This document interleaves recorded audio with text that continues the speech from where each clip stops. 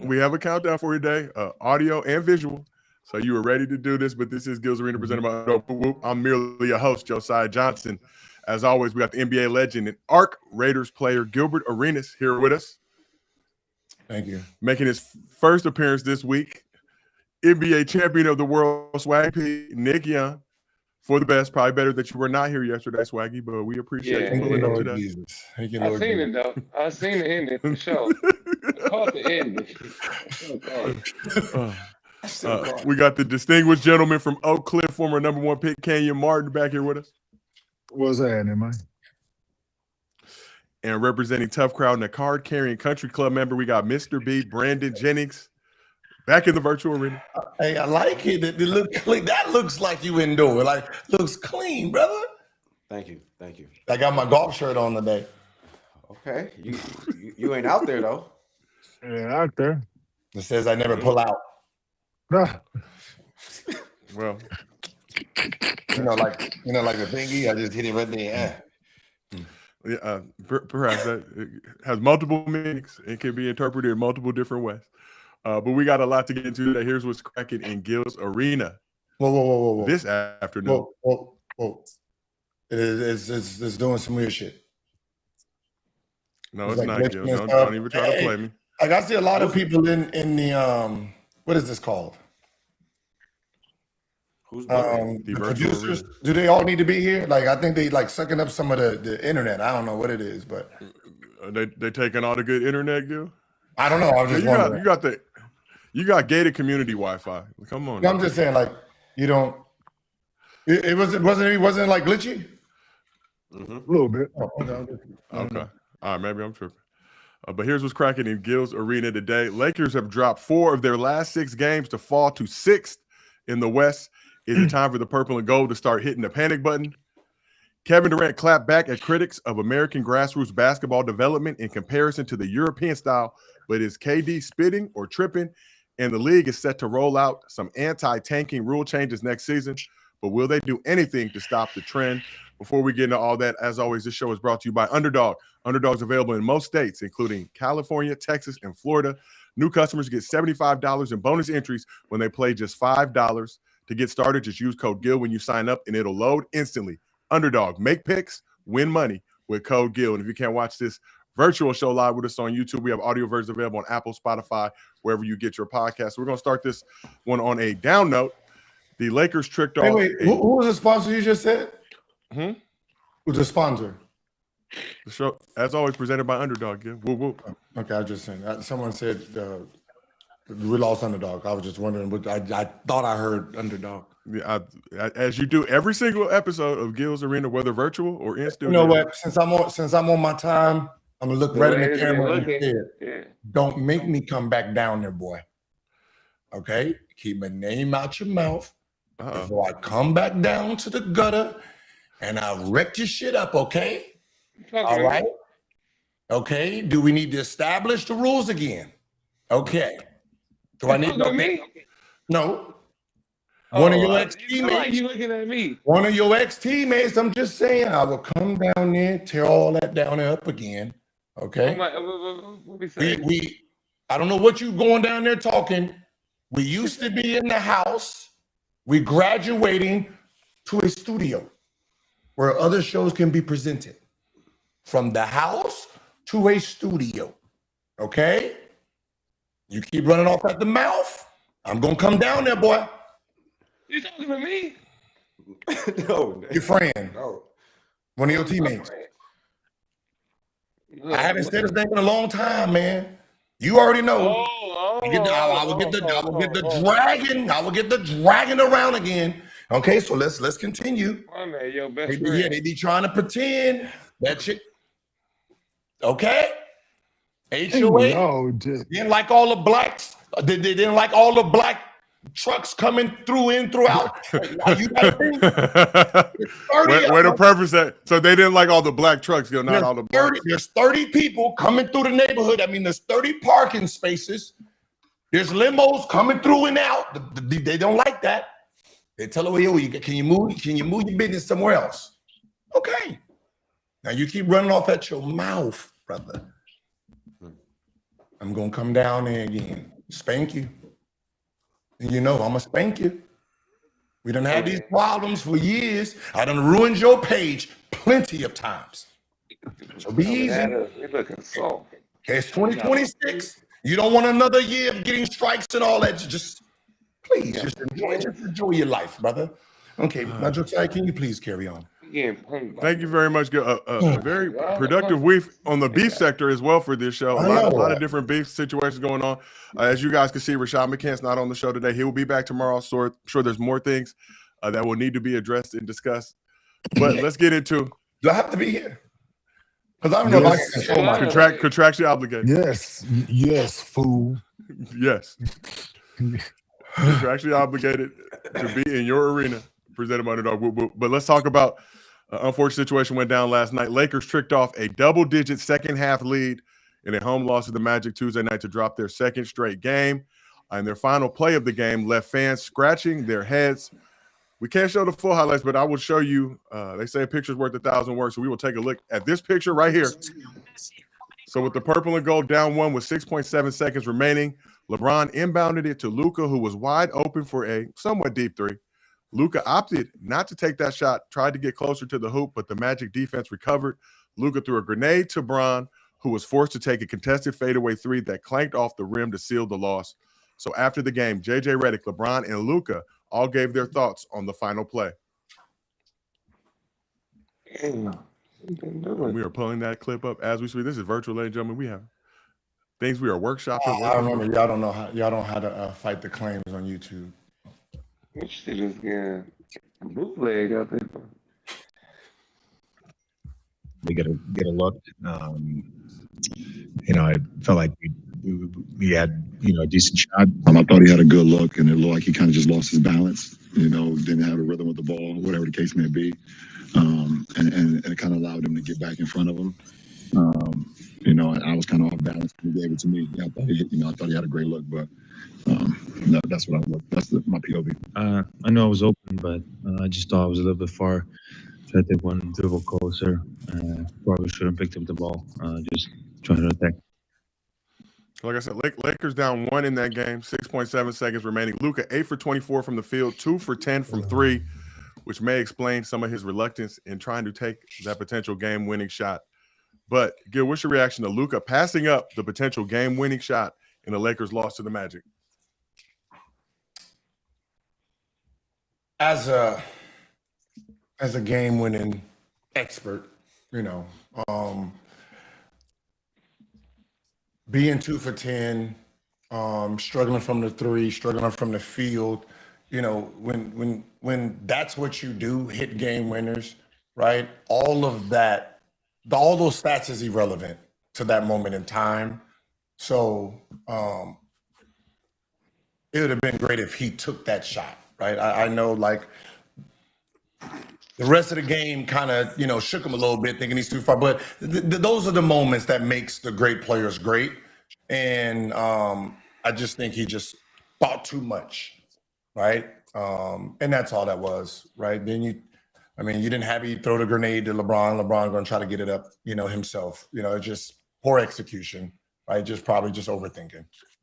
And what did you think about the play call in itself? Like I said, Lakers down one. They had 7 seconds remaining in the game. Did not necessarily need to shoot a three. Luka obviously struggling from the field in that game, struggling from three-point distance. Was that the ideal play for the Lakers to try to run to win a game? Listen, I personally, as a guy who got the ball at the end of the games, there's a bunch of plays that I just don't understand coach's call, because it goes against what you're trying to do, right? You got zipper up plays where the guard is at the bottom and they set the screen and he comes up, right? The rim is this way. So I got to come up, get the ball, and then try to turn around to then go back towards the basket. So I hated all plays that had me coming from the bottom to the top. Always wanted to come, downhill where I have my speed and I can see everything. I remember losing a game to Allen Iverson, coming up, and he said, I'm going to steal it, and stole it, made the layup and won the game. So I personally just don't like certain coaches call them game winners. Like unless you have a team and you're backdooring or something like that, like just make it easy, man. Give it to your best one-on-one guy. Everybody get the fuck at the baseline. Let him do his job, right? It doesn't need to be that complicated. Right? I don't need to call 13 screens and moves and back doors and uppercut. Just hey, Dame James Harden, get the ball at top. Everybody get out their way, go to work. Sometimes it's just that simple. And I think sometimes coaches overcoach, thinking they need to draw up a great play to get a great result. When just give it to your player, just go down and boom. Right? If you have a big man and you think they've been switching all day or they've been missing something all day, then we got to call one of those backdoor lobs because you think they're gonna boom. There you go. Those are moments.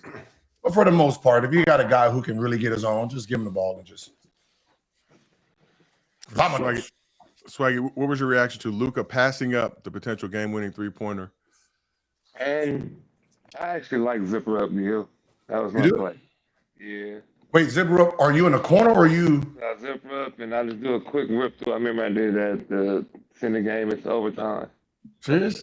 There's a play Kobe actually was doing he drew it up in the huddle against Chicago. You like this? You like zipper up? Like, there's always the guy taking it all the bounds. He'd deny me or he'd jumping halfway. It's like, I never liked that play. But you like it? I ran that play a lot. That's why. Because I liked it on the free throw, whatever that's called. I can't think of the name. Yeah, the zipper up. Do they empty out the other elbow guy? I can do an easy, quick pull up or go all the way to the rim. Yeah, down two. Yeah. You like the zipper up too? Yeah, yeah. On a game winner? Especially going to my left. Yeah. But on a game winner, though? You never got zipper ups. Zipper ups. No, we started the zipper up, and then I like it. And then you called a zipper up for me when you're like, you don't know about him yet.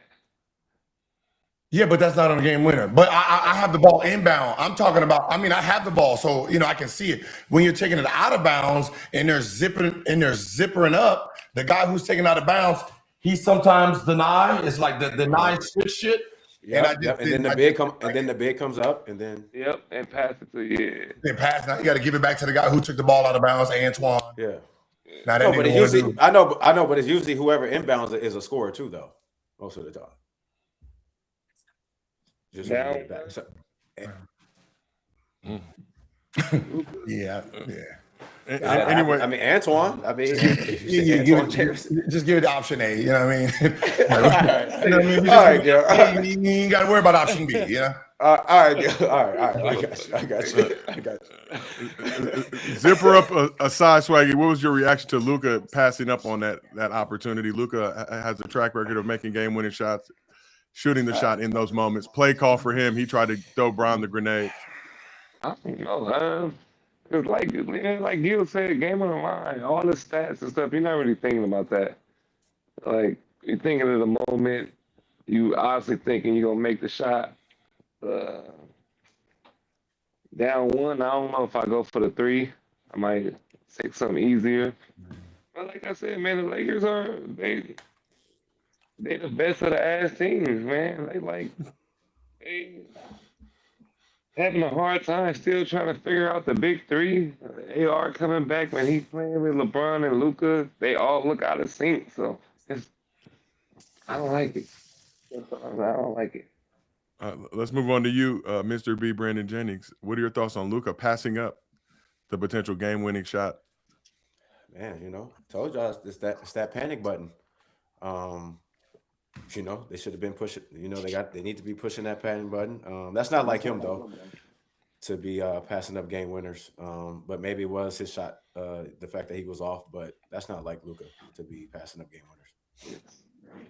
And finally, to the distinguished gentleman from Oak Cliff, future Laker fan, Kenyon Martin. What'd you think about Luka passing up that opportunity, putting Brown in a bad spot to try and throw up some bullshit to win the game? Yeah. He made Brown look bad, Gil. It's okay. We can admit it. Brown in the bad spot. I just don't like. I don't like the bullshit he said after the game. Like, damn the shot. Okay, you pass it up. Okay, cool. They've been trying to sell us the shit too far. Like, dude, we didn't see you shoot the ball from a lot further than that. So, like, don't try to sell us that shit was too far. You were a foot behind the 3-point line. Like, you could, like, don't do that. Like you froze up. Like, that's what it is. Like, you froze up in the moment, and you threw, like y'all say, you threw LeBron that grenade, and it would have been hell. LeBron would have threw it back to him, right? Like, so I'm returning the favor. Like, hey, I seen it before. So you throw him the ball, like, you threw it back to him. Like, nah, this on you, bro. No, we ain't doing that. Like, but he froze up in the moment and trying to sell us some bullshit on the backside. Like, no, we saw what it was, bro. Like, no, you shoot the ball from a lot further than that. And like Gil stated, and like Swag said, and like when you're that guy and the game is on the line, your stats don't matter.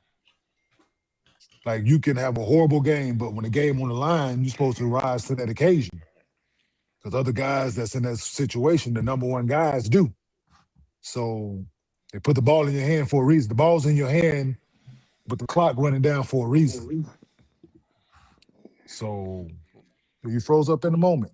It's all right. Happens to the best of them. So, Swaggy, like you mentioned, Lakers, in your words, the best of the ass teams in the NBA right now. So after a hot start, we saw Lakers amongst the top teams in the West. They have struggled as of late. Purple and Gold went 4-4 in their 8-game homestand, dropping 4 of their last 6 games. Losses to the Thunder, Spurs, Celtics, and this Magic loss Tuesday night. Wins over the Mavs and Clippers. That Clippers game got a little shaky, too, with a sideline out of bounds play late in the game with Brown trying to toss it across the court to Luka. Ended up potentially tricking the game off, but who missed the 3. Yeah, and Gil, to your point about the zipper up, like, we lost 2 games in the Western Conference Finals to the Lakers on that bullshit. Out of bounds? The out of bounds? Out of bounds, they trying to zip a Melo up. They just jumped out there and took it away. Stole it. So to your point, clear the shit out, throw the ball to Melo on the block, get the fuck out the way. You know what I'm saying? Like, that's the zipper up on, like, the guard brings it down. It's a play to zipper up into there. Yeah, that's the D-Wade. Because you got to set defense. It's tough, man. Special game on the line, and you got to be playing a good defensive team, and they scheme well, and they know where we're trying to go with the ball because we didn't have any out of bounds plays like that. So we never worked on end of game situations, not like other plays other than run and zip a Melo up and give him the damn ball. Like, no. So, I was just looking at the play where I got one stolen zipper up, and then I was like, you know what? I don't want to come up, so put me on the side and then screen right here, and I can go like this, right? And while he's trying to pass it, I'm still trying to hurry up and turn. I ran right through it. But I remember that game. And then that's when I said, put me at half court. Let me come down. There we go. Let's try that way. Yeah. They should have passed it in to somebody and let you zip up after. Yeah. It's hard to zip up from out of bounds. They did have 7 seconds. Yeah, play like this. I just by looking at the Luka play, when you really look at it, he probably got shocked that he was that open, right? He probably figured out, okay, they're gonna jump switch. You're gonna go down. I'm gonna get to do my thing, and then he got stuck on him. One got stuck here, one's in the back, and it's like, oh shit. And then he probably tried to dribble. Then from there, it's just all just. And Bron, a hell of a teammate, too, for selling us the bullshit as well. Yeah. She was kind of off balance, lost his foot a little bit, like he fumbled it. Like, no, Bron. Like, we get it. Like, you're a hell of a teammate for looking out for your man, but. Didn't feel like a particularly genuine answer from LeBron. I'll just say that watching the post-game press conference. Yeah, he was scrambling. Yeah. He's been visibly frustrated in those situations. Yeah, because you put him in a horrible spot. Yeah, you should throw him a live one. Like, fucking up his numbers. But back to these Lakers quickly. Now that goes on his game winning thing. Now that goes on his stats for game winners and on the negative side because you threw him that damn live one. So helping support and push narrative, the anti-Bron narrative. But Lakers 11-12 in their last 23 games. Also continue to struggle against playoff caliber teams. It gets worse, Kenyon. 11-12 their last 23. They are 1-11 against the top 7 teams in the league right now. 0-2 against the Thunder, 0-1 against the Pistons, 1-3 against the Spurs, 0-2 against the Celtics, 0-1 against the Knicks, 0-1 against the Cavs, and 0-1 against the Rockets.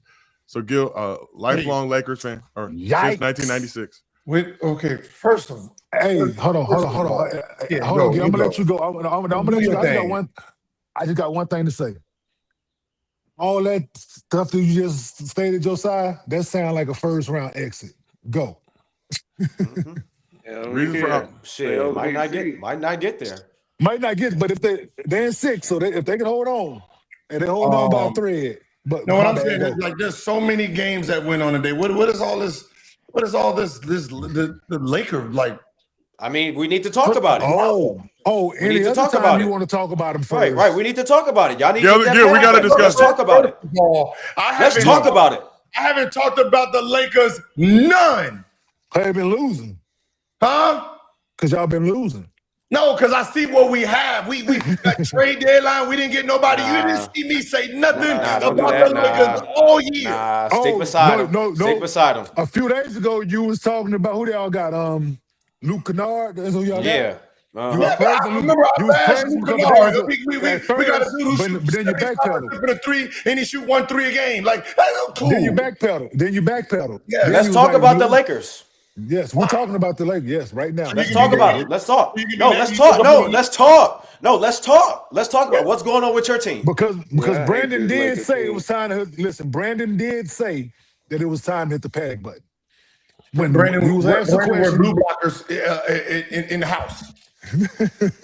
Right. Brandon did. Okay, so I'll walk around with a fit on. About the Lakers, since that's where we're going today. Like, there's so many positive things, like Kuminga. We're talking Kuminga later in the show, Gil. Okay. This is a full slated Gil's virtual arena. We have several things to discuss. Ball out there, you know. Yeah, we are not talking about that with the new beat. Hey, you know what I mean? There's a lot of things that was, you know. But okay, since we want to talk about the Lakers, what was your question? I did not get to ask you yet because you interjected as you tend to do. So how concerning are the Lakers' recent struggles and continued struggles against the top teams in the league? Two-parter. I mean, okay, obviously it's always a concern that you can't beat the top teams because that's who you're going to face in the playoffs. Last time I checked, you know, you don't play the bottom teams in the playoffs. You play the top teams in the playoffs. So the fact that you don't have their number yet, or even figured either one of them out, where you're like, "Ooh, I can't wait to play against them in the playoffs." So the fact that you don't have that is concerning. But we always have a plan, right? Look, where we're sitting at right now, yeah, we don't like that position. So we didn't like 5 because 5 has a guy by the name of Jokic. We don't want to play against him in the playoffs. So we don't want 5 at all. We don't want 4 at all because 4 means Jokic is at 5. So therefore, we got to move. We got to lose a little bit, right, to get to 6. Now 6 has Kevin Durant. Maybe not. Maybe not. I think we're gonna settle with 7. We're gonna ride out 7 again for the 3rd year in a row. 7 has a Victor Wamba in that Spurs squad. We gonna deal with the young boys. See, if you ain't noticed, for a long time, we always in 7 playing against the number 2 seed, right? And it's usually a young little whippersnappers, and we get them. I mean, we didn't get Rudy last year, but we usually get them the Memphises and all of that. So we would rather probably play the Spurs the first round because them other teams, them other ones, they got champions. Right? They got champions on them teams, and we're not. Our team Lakers 1-3 against the Spurs this season so far. 1-3. 1-3. What are we against the Denver Nuggets? 1-0 against the Nuggets, Gil, on a positive. One game. You know what that is. You're right. Let me not be delusional. We're gonna go to 7. Daycare. You'd rather play Spurs over Denver? Daycare. Listen, hey. Listen, they gonna end up not in the playoffs. Burping babies, man. You don't want to see him. He's still burping babies out here. Playoffs. I always want to play a young team in the playoffs with LeBron James and Luka because you get those calls. Yes. Not them. Not them. The only reason why y'all getting safe right now is because the other teams around y'all are playing like trash too the last 10 years. That's the only reason why y'all where y'all at. The teams around everybody was playing well. Yeah, everybody's been playing bad the last 10 games. That's the only reason why you guys are safe right now. If everybody was playing well, the Lakers be playing well too. 7 come with a play-in. So that's what I'm saying. Number 18, we beat them, then we get to 7, we place first. We've been doing it. We did it every year so far. 7 is us. Kenya, they gonna be outside the playoffs in a minute. I'm telling you. Y'all said this last 2 years and it didn't happen. You better hit that panic button. Nah, we can't. Nah, we gonna make the playoffs now. Come on, Brandon.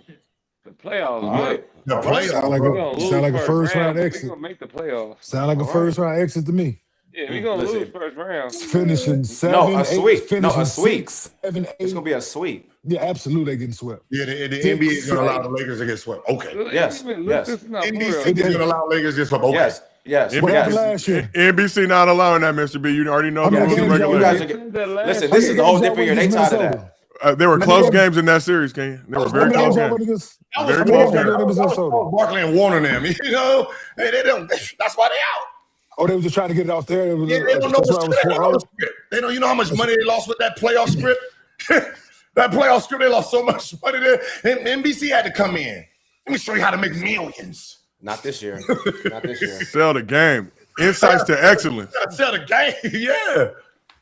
Hey, man, I feel like starting lineups back. I mean, it's a beautiful time. But let's move on to you, Kenyon. Like I said, not the biggest Lakers fan here on Gil's Virtual Arena, presented by Underdog Woo Woo. No, I'm ready. But put your neutral basketball analyst cap on. How concerning are the Lakers' recent struggles and continued struggles against the top teams in the league? Oh, like I stated, it sounds like a first round exit. So to Gil's point, you don't play the team that's behind you in the playoffs. You play the team that's in front of you. So, and with that said, good luck. But yeah, no, it's just one of those things, man. It's the ebb and flows of the NBA season. You guys got off to a hot start. So did a few other teams that came back to reality. I think this is your guys' reality, that you are a lower, like Nick said, you're the best of the ass teams. So I think that is the reality, that 6, 7, 8 around those seeds are fitting for y'all, right? Yeah. And hoping, and you know where that gets you, but hoping that the right matchup falls in the higher seed that gives you guys a chance. It hasn't worked out in you guys' favor the last few years. And I see that trend continuing. Yeah, because in the playoffs, you got to get stops, man. You got to have guys on the floor that can get stops. And the people that you guys play consistently, that you guys have to rely on to put the ball in the basket, it's not their strong, it's not one of their strong attributes. So, yeah, it's going to be tough sledding in the playoffs if you guys were to get in. So, it's just the wrong time of the season to have that, but it's time to get it back, though. There's still games to play to right the ship, to be on the high going into the playoffs. So we'll see. We'll see. Can you, like you always say, we know where Hope works at, but is it possible for Hope to get her GED, clean her life up, hit community college? No, I'm saying she had somebody come in there and save her. You know what I'm saying? Hope can improve her life. Yeah, absolutely. Somebody that came in there, they liked what they saw. You know what I'm saying? They gave her an opportunity. Hey, they bought us some Reebok. I'm saying, bought us some Reebok classics. I'm saying, like. Most definitely. Move on to you, Swaggy, on the fence Laker fan. How concerning Lakers' recent struggles? Oh man, is it? I don't know. Like I'm waiting for Luka, for Dallas Luka to show up. I feel like he's down there with worse teammates in Dallas. Like he took teams further with less talent, and I'm waiting for that to show up in the Laker uniform. That's all. I think Luka leading the league in scoring, but are you saying you haven't seen from Luka what he was able to execute with the Mavs? I mean, this is his team now. Like, It's been well documented. I know he's gonna score, but I feel like he just did. I don't know. So, Gil, what would you like the roster to look like, Gil? Like yeah. Like now, what would you like? Now we talking. Like, what would you like? Like, let's be realistic. Like, what would you like for the roster to look like? Like, just certain guys that you would think that would fit how Luka plays, because he is the future, Okay, right? so surrounding guys like around Luka that. So I need my starting center and my backup center as a rim runner. Okay. Right. Which is kind of the most important part. Somebody who can challenge everything at the rim. And that's just a big lob threat. When it comes to it's the workers, it's the HOA. Like when they, because here, in the HOA, we don't do none of our trash or none of our lawn. They do it, it's paid for. Hey, can y'all shut up? Again, I find it very, very convenient that the gardeners only come Tuesday, Wednesday, Thursday between 11:30 a.m. Pacific and 2 p.m. Pacific. No, they got to come every day because it's a neighborhood. So the way it's paid, they come every day, trash, cleaning. Yeah, they take care of everything. You just get to chill. So I don't touch trash. I don't physically do that. It's nasty. So need me rim runner, right? I need another one-on-one guy, and then shooters. Okay. Like I don't need no three. Like with the way Luka plays, you have someone that's on the court that can't shoot. It kind of hurts him a little bit, right? You don't, what I mean? Like so, like if you have a Vandal and even a Marcus Smart, like you can't. You can't have those guys because if he can't have the advantage and he's passing, that means something happened. And that shot is for you, right? So he needs that. But actually, most of the Euros need that. They like those rim runners, and then that 4-out look. Yeah, because you need the 4 Aaron Gordon can do both, right? Yes, he's at the rim and he can play in the dunker. He can go at the rim. He can go to 3. So guys, so fitting like that in different positions, I think, it fits them. But just like Jokic, when you think about Jokic, right? The dunker and everybody that shoots. Like I understand, man. That's the way the game is now. Like you have a main guy that's ball dominant that dictates things and all that. But it's very rare, man, where that ball ain't moving and guys ain't in a rhythm. It's very rare, man. You have success, man, and to have the numbers that he has put up year in, year out, and made it to 1 finals, playing that way, right? It just does something need to change. Like, is it? I'm not leading the team in scoring and assists, right? Leading the team in scoring and assists, right? Yeah, cool. Like it's excellent when you think about it, in retrospect, it's excellent leading the team in scoring and assists. That's what I was trying to figure out. I'm a firm believer in averaging 9 assists, right? Mm-hmm. You're so good and you're so dominant and you're such a good scorer. Averaging 30 and 9, let's average 25 and 13, right? I think that helps. I think that helps the rest of some of them badass step back threes and shit that he takes. You know what I'm saying? Like that's so let's be more efficient, right? In your approach. Like we ain't let's. But I just don't think the way he plays is going to get it done. I can go to 24, right? Like I always listen to that idea of you take points away from your star player, but then you give him to who? Who was somebody has to step? That's what somebody has to step up. Capable of it, because if they was capable of it, I wouldn't even be averaging this much. Yeah, like when Kobe averaged 35, right? Yes, we can look at that team today and say, "Hey, Kobe, you averaged 25. Somebody else is about to average 10." There was nobody on there that can actually jump their production up double. When Paul Gasol came, he can deflect a couple points there and move them there. But you know, for dude averaging 35, that says more about the team than it does him. That, Lamar could have averaged an extra 5. I get that. Lamar, he could have. Yeah, he was cold now. Don't say he wasn't now. He was 6 man. Okay, but he was a unselfish player that didn't take a lot of shots because he played team basketball. And wasn't Westbrook on that team? Who? And then that started averaging 20 once he came to the Wizards. Come on. Not that year. Not that year. I don't think he was on the team that year. He averaged 35. When we got Karan and Chucky Atkins and them, and that's when he started averaging that. Yeah, but when he got everybody. In certain situations, I do agree with that, Gil. Yeah, some teams, guys, you have to put that ball in the basket because the way the roster is made up. It's just I see a lot of bad shots. Yeah. Right? Yeah. And those bad shots, it could be a swing situation for someone. It's like things I'm thinking about, like me thinking about real hooping, real winning basketball, right?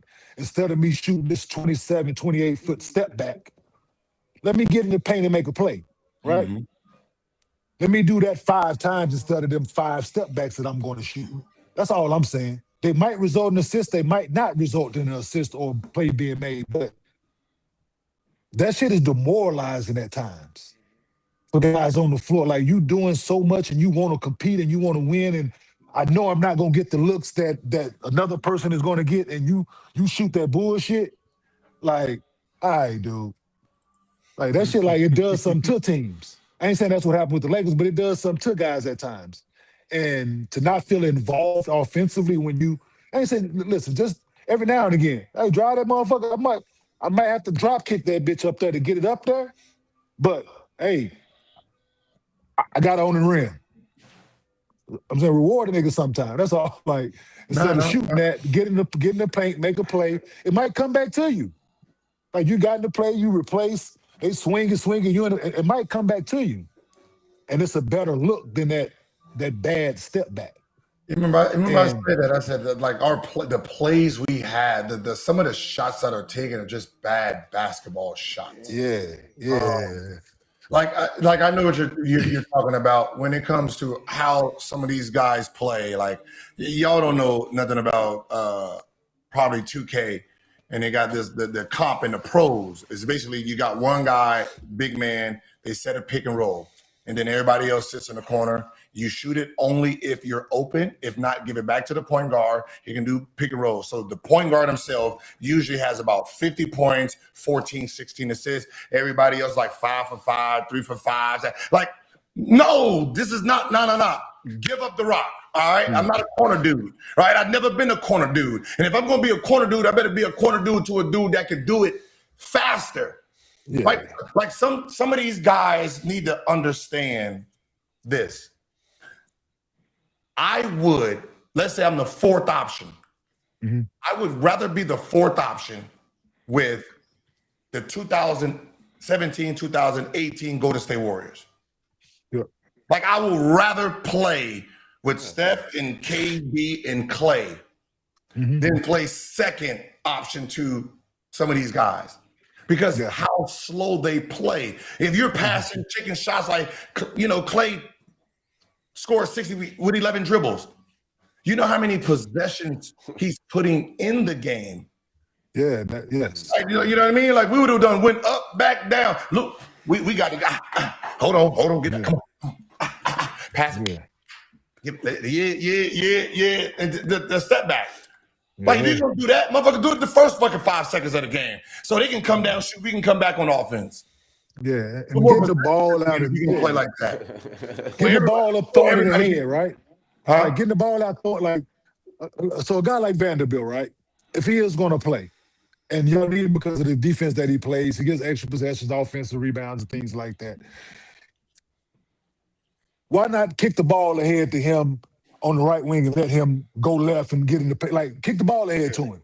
Let him catch the ball on the move and do what he does well is attack the rim.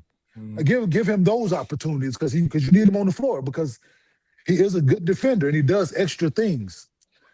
Make him feel involved in time instead of getting it, dribbling that bitch up every single possession. It's walk it too. You walking it up. Yeah, and now you force him to be a shooter. But with that, can Luka be a spot-up shooter, though? Can Luka give it up and be a spot-up shooter? A corner nigga. That's the thing. I've never seen it. No, because he needs. No, I'm not asking him to be that. He needs to But if you give it up and he make a play, Luka will have to move a lot to the corner or move his body and be a spot-up shooter. He used to step back and having the ball. You put him and make him like do it. I ain't saying he got to play like Steph, but put him in situations, back screens and shit to like make his ass move. Get off the ball, man. Like the ball need to move at times. Put him in situations, back screen, down screen, make a defense, make decisions and slips and put him in the post. And I'm just like, make his ass be active. Yeah. That makes you, so that's all. Like, you can't just continue to run the same shit. For sure. Game in, game out, game in, game out, playoff series at playoff. People figure that shit out, bro. Like, they're not going to continue to let you do the same thing. The more movement he's doing and the more he's getting his teammates open, he's going to be open. We had 83 primary score. We had 83. We had 83 shots yesterday. Yeah. To their 93. So 10 less shots, 10 less possessions. You know what I'm saying? Yeah. How many turnovers you guys have? I ain't even looked that far. I just want to see how many shots Shit was crazy as Kenya. That's how Steph get open because he be back screening and doing all that for everybody else. That's how he understand. He understands. He moves. Yeah. But I ain't saying you got to move as fast as him, but same actions, same actions. That's all. You look too damn slow to be doing all that. Make defeat because dude, listen, man, Nick, they playing against a lot of young, dumb basketball players, man. They will mess it up. Listen, you set enough screens and you slip enough, they gonna start overreacting to the back door. Trust me, you go back door enough. Sure, but I'm just thinking about Luka game. That's why I think about Luka. You need to change something up. In order to win, you gotta change some shit up. But it's gonna help his game too. And Luka and Reaves took 80. The Lakers took 83 shots in that game. Luka and Reaves took 40 of those shots. They were 14 of 40. Crazy. He probably can't do that. Half the team shots, two guys. And 4 for 15 from three combined. I mean, 14. You said 14 for 40? 14 for 40. That's bad basketball. It's like a playoff style in the middle of the season. Just bad basketball. Yeah. He shot 10 threes. Luka was 2 for 10 from 3, Reaves 2 for 5, so combined 4 for 15. How many of them threes were step backs? That's why. Most likely all of them. I'm guaranteed 4 or 5 of them motherfuckers. Three where he spotted up. And the one he passed up. The one he passed up was the easiest one. Yeah. It was not a hard enough shot. Used to coming off of screens and shoot like that. So let's talk about one last issue with this Lakers squad before we move on. So Luka, LeBron, and Reaves trio 8-5 this season when they all play together. 4 of those 5 losses are by double digits to the Spurs, Rockets, Celtics, and Suns. And the numbers show when all 3 are on the court together, the Lakers, like you say, Swaggy, are a very ass team. So with Luka, LeBron, and Reaves on the floor together, Lakers have a 110.6 offensive rating, 118.5 defensive rating, and a 7.9 net rating, or negative 7.9 net rating. With Luka and Reaves on the court without LeBron, they have a 126.4 offensive rating, 108.5 defensive rating, plus 17.9 net rating, so plus 18 net rating. And with LeBron on the floor without the exciting whites, Lakers have a 118.5 offensive rating, 109.7 defensive rating, and nearly a plus 9 net rating. So JJ Redick said the Lakers are a work in progress with LeBron and Luka both echoing those sentiments. But Gil, looking at those numbers, right there, how should the Lakers? You're missing one. They should have, or you you're missing LeBron and Reaves. Yeah. Right. We would have needed to see that one too. Yeah. LeBron and Reaves, no Luka. Yeah, because one thing we do know, we know if we put it in order of the slowest, it'd be Luka, LeBron, then Reaves, right? So Reaves is the guy that moves the tempo, right? So I really want to see what him and LeBron, or even him by himself, because he did play by himself, what those numbers are. And I'm pretty sure they're a lot because he puts more possessions in the game. Because he's put on the gas. Right? So he's gonna put more possessions in the game for everybody to get more shots. So I want to see what his is by himself. But what we can see is when all three are on the court together, it's kind of counterproductive. Yeah, because they trying to make Brown look ass like they don't need. Yeah, I mean it was a LeBron's makeup and the Luka's transition. And some of these guys got to get put out to make it more Luka friendly. And you got to figure out what those pieces are, right? This is one of those years where you're still trying to figure out the pieces that actually makes him more efficient in scoring, passing, and getting up and down.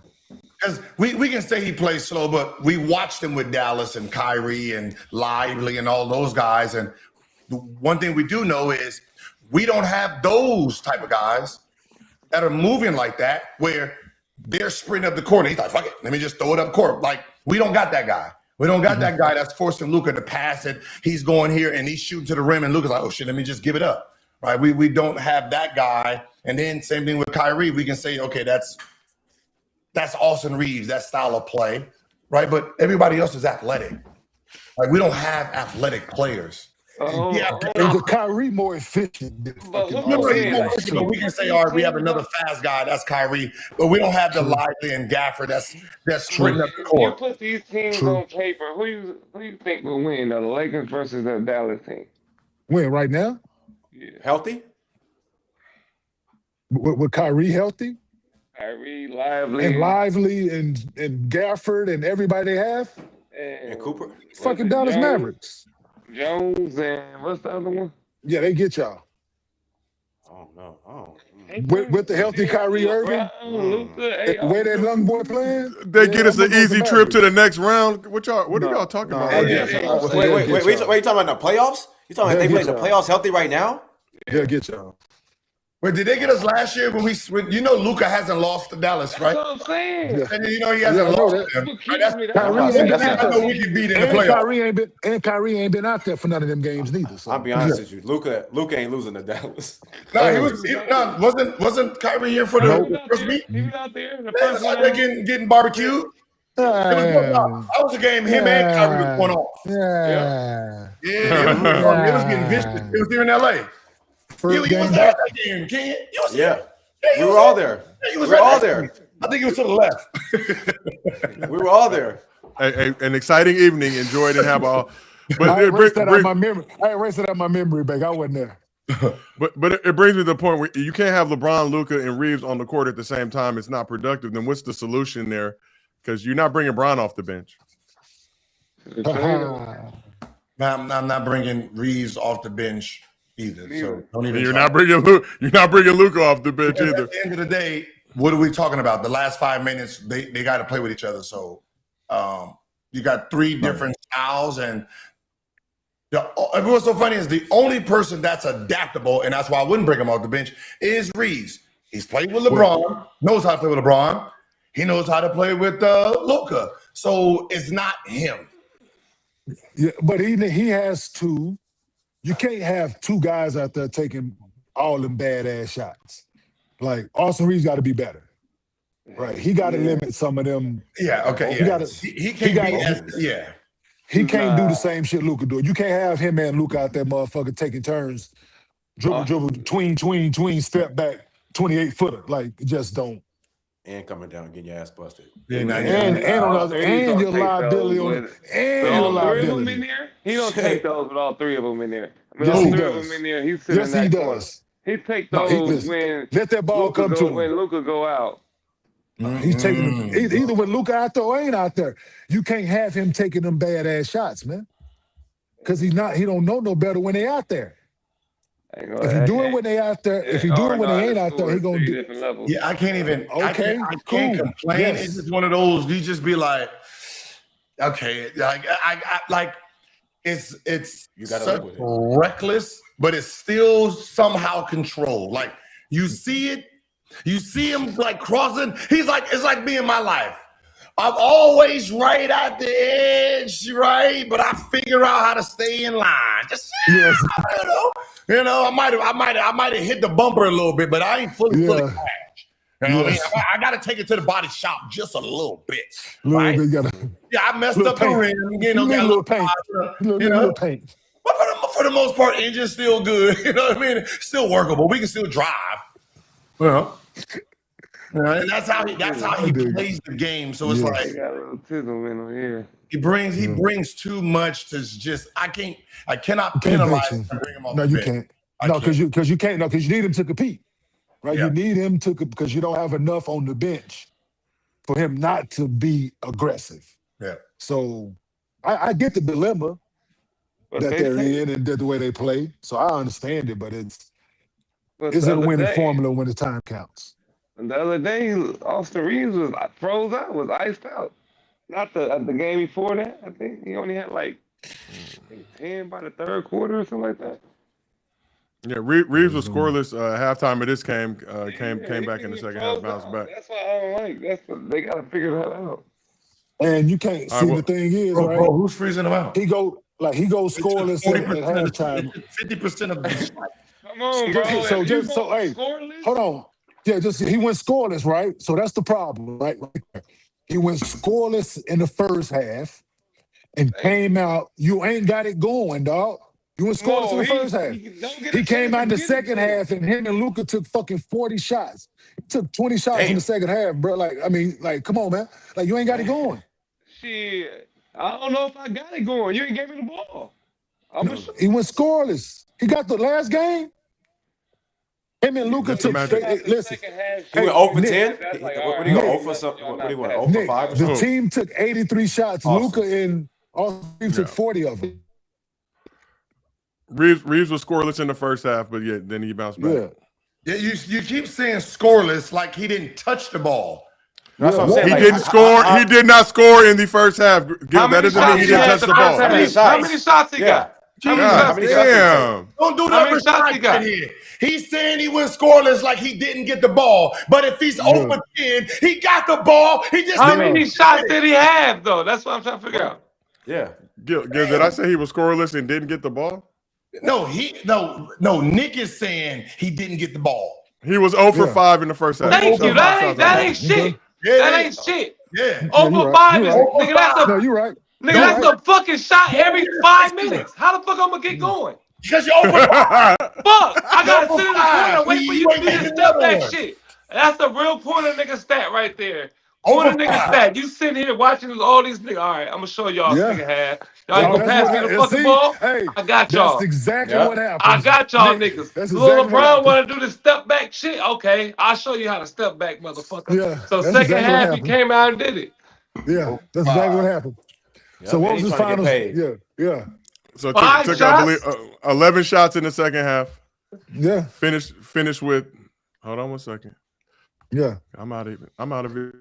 18 points. God damn! 5 shots in 2 quarters. It's fuck. Hey, I'm the third score. I'm the fucking. Be that way, bro. So 6 for 11 in the second half. 50%. Yeah, not bad. All right, well. 50%. Enough negative Lakers discourse for today. Let's keep this thing moving to more positive things. So today's podcast is sponsored by Roe. Women find confidence sexy and they can sense it. Shit. So don't let your worries about staying hard in the bedroom get in the way. Luckily, Roe Sparks is here to help. Roe Sparks are a 2-in-1 prescription treatment for guys who want more control over their erections. They hit the bloodstream faster because they dissolve under the tongue, and getting hard faster means having more sex. After they dissolve, they work in 15 minutes on average. Roe stays active in your system up to 36 hours, so you can go back to back to back or be ready the morning after. Roe connects guys with a medical provider 100% online, so there's no awkward conversation with in-person providers. If approved, treatment ships directly to their door. If prescribed, new sexual health patients get $15 off their first Sparks order on a recurring plan. Connect with the provider at ro.co/arena to find out if prescription Roe Sparks are right for you. That's ro.co/arena for $15 off your first order. Sparks is a compounded drug product. Compounded drugs are permitted to be prescribed under federal law, but are not FDA approved and do not undergo FDA safety, effectiveness, or manufacturing review. For full safety information, go to ro.co/safety info. All right, well, let's keep this thing moving. Let's talk about some positive things that went on in the association last evening. Trae Young made his return to Atlanta for the first time since being traded to the Wizards on Tuesday night and got a front row seat to watch Jonathan Kuminga make his Hawks debut. So Kuminga escaped the Warriors' doghouse with the trade before the deadline, got to cooking with his new squad, coming through with a season-high 27 points on 9 of 12 shooting, including 3 or 4 from deep, along with 7 rebounds, 4 assists, and 2 steals in 24 minutes off the bench. His high-scoring night was much needed after All-Star forward Jalen Johnson left the game in the first quarter with a hip injury. Kuminga was all smiles throughout the game as the Hawks got the blowout win. We got the numbers right there on the screen for you guys. So, Gilbert, I will start with you. Good to see Kuminga balling in his debut with the Hawks. Hell yeah. Like, I think we're all, like, I think everybody but Steve Kerr, I'm pretty sure. Everybody was excited to see Kuminga play because we've seen so many glimpses of him. We've heard so much negativity around his name and his game. He's missed so much basketball that he can come off the bench and produce and do exactly what we thought it, run up and down, dunk, right? Put pressure on the rim, be a scorer. Like, it's one of those things where when Draymond Green subbed in for when they made that decision for David Lee, not David Ali. Who was an all-star player at the moment in time where they made the switch. But you didn't do it this time around to evolve that team. You know what I mean? So it was one of those things where you do got shit on your face or egg on your face. And, you know, it is going to bite you moving forward because, like, he's so young, he's so talented, and he's going to get better, right? And, you know, now that he knows that he is an NBA player, he can play in this league, he's only going to use what you did against him as fuel. And I'm going to tell you, I don't know if Golden State plays Atlanta this year. I believe they do. Steve Kerr, I'm telling you, and I'm telling you as a hooper, don't double. Nah, don't double. Yeah, you ain't double nobody all year. Don't double. Whoever was playing in front of him, check up. And he's gonna barbecue the shit. Because everybody in Atlanta, even if he's new, they're gonna be like, we understand. Do your thing. March 21st in Atlanta, Gil, the Warriors pull up to town. Mm-hmm. He gonna get all the shots, and I don't want to see no doubling. Don't double, because if you double, you look weak as a coach and as an organization. You can't double though. You can't double because you said he was worth nothing. Mm-hmm. Don't come out and start doubling a player who ain't worth nothing. Nah, don't do that. He's not worth nothing. You shouldn't even have a scout report on the dude. Who was the dude playing in front of him? That's who should be guarding him. Yeah, no facts. Yeah. Whoever that is. Is that Brandon? Is that I get that word. That's Draymond? It could be. I don't even know. He was a 3. Whoever the 3 is. Yeah, whoever the 3 over there. Now he plays some small forward, power forward. I'm just saying. It small could forward be is the 3. You just saying. And power forward is the 4, sir. So if he plays small forward and power forward, that means he would play the 3 and the for. So. He was starting at. Hey, you pulled that bullshit last week, Gil. I'm not over it. He was starting at the 3. So whoever took him out of that spot right there. Who's that? Who's that? Who's you know, we 3 right now for the Warriors. We do not watch Warriors basketball. Jimmy Butler, right? It was Jimmy, right? Nah, Jimmy's a 2, right? I don't know. Yeah, I don't know. Who's about to get that ass whooping? That's all we want to know. Like Warriors fans in the chat. In his say room, some names. There's gonna be that big ass Pat Spencer. Ouch. Never mind. Never mind. But let's shift over to Mr. B. Mr. B, was it good for you to see Jonathan Kuminga? Fake that injury, Pat. Jonathan Kuminga balling out in his Atlanta Hawks debut after his unceremonious exit from the Warriors. Did that man dirty. Play with his money. Yeah, of course, man. I mean, everything he went through, like Gil said, man, he's still young, still talented. Everybody know he can play. We saw him last year when he got in and he was playing with the little minutes of time that he had. But now he has the freedom. Now everything's behind him. Now he can just go play basketball. And I just hope that he can stay healthy and just continue to just keep growing. That's all you can hope. I mean, he's been playing with the Warriors. He's been in the practice facilities, the locker rooms with Steph Curry and some of the great players. So he has a lot of knowledge. So he could just take that on with him. Swaggy, let's move on to yourself. Oh man, for me, it's always good seeing my players get a chance to grow and redeem themselves after being talked about and ridiculed.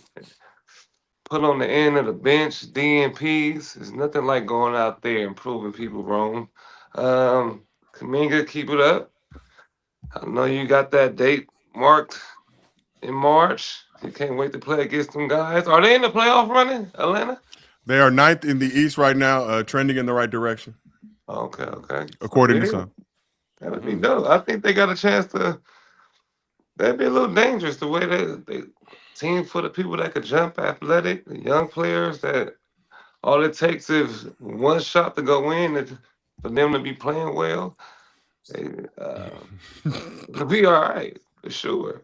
You know, they get that momentum. They see 2 buckets go in. It's hard to stop a young shit. So, but yeah, shout out to a lot of people. Cam Thomas, you know, but getting buckets, 35 and 20 minutes and shit. All my guys, man. I wish I had the smoke.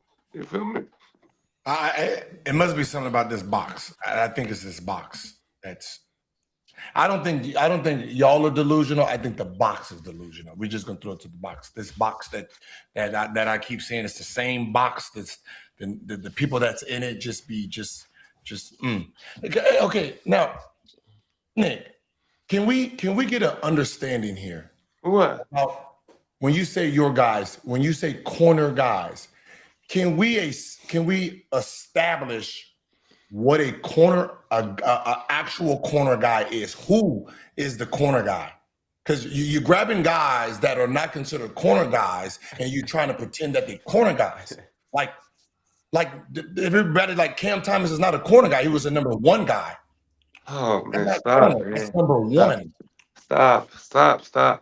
What is your corner guy? Cam Thomas is a corner. Like when Giannis come back, where he's going? I don't know when. No, I don't care about. That's what he's not going to the corner. Wait, hold on. That's what a corner guy is. If you're not the star, what are you? Second option. Oh, all right, Vanderbilt, all of them second option. Everybody's no. See, wait, I just said second option. No, Vanderbilt's second option then. That's what you're saying. I'm saying if you're not the star, if your name is not the star of the team, who are you? No, there's roles. There's the number 1 player. Then you have the second option. You have the third option. You have role players, and then you have these things called corner guys. Like that means that's where they are. Corner guys. Like you get the ball in the corner when you're wide open. So PJ Tucker, corner guy, right? Bruce Bowen, a corner guy. Nobody wasn't a corner guy. How you gonna tell me about my? How you gonna tell me about my organization? Just stay in your lane. That's what I'm asking you.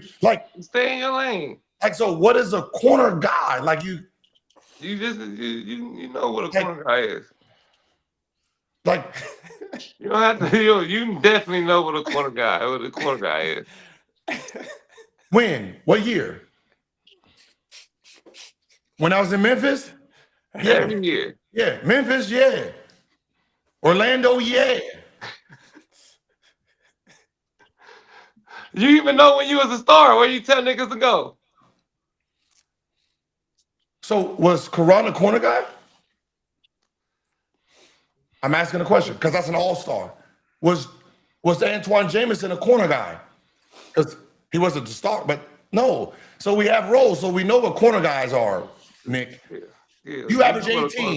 You wasn't a corner guy when you was average 18. Yes, I was. You were an elite corner? I was an elite corner because I knew my role when Kobe come back in. I gotta get. You always say when someone comes back in. Thank you. It's levels to corners, nigga. It's levels.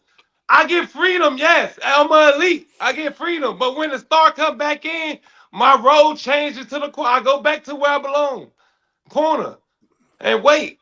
It's levels. So when Kobe wasn't when he wasn't there, what were you then? I was still a corner with freedom. So you was the go-to guy. And then I was an elite corner. When option one came back and you was number 2, you just said, nigga, I'm in the corner now. I'm option 2 now. Nigga, you know that. If you know when somebody comes back, your job is to go back to the corner. What are you? If you don't change this shit, if a Kobe came back and I put him in the corner, yes, I'm a star now. But if you know when Kobe come back, your ass is in the corner. What are you?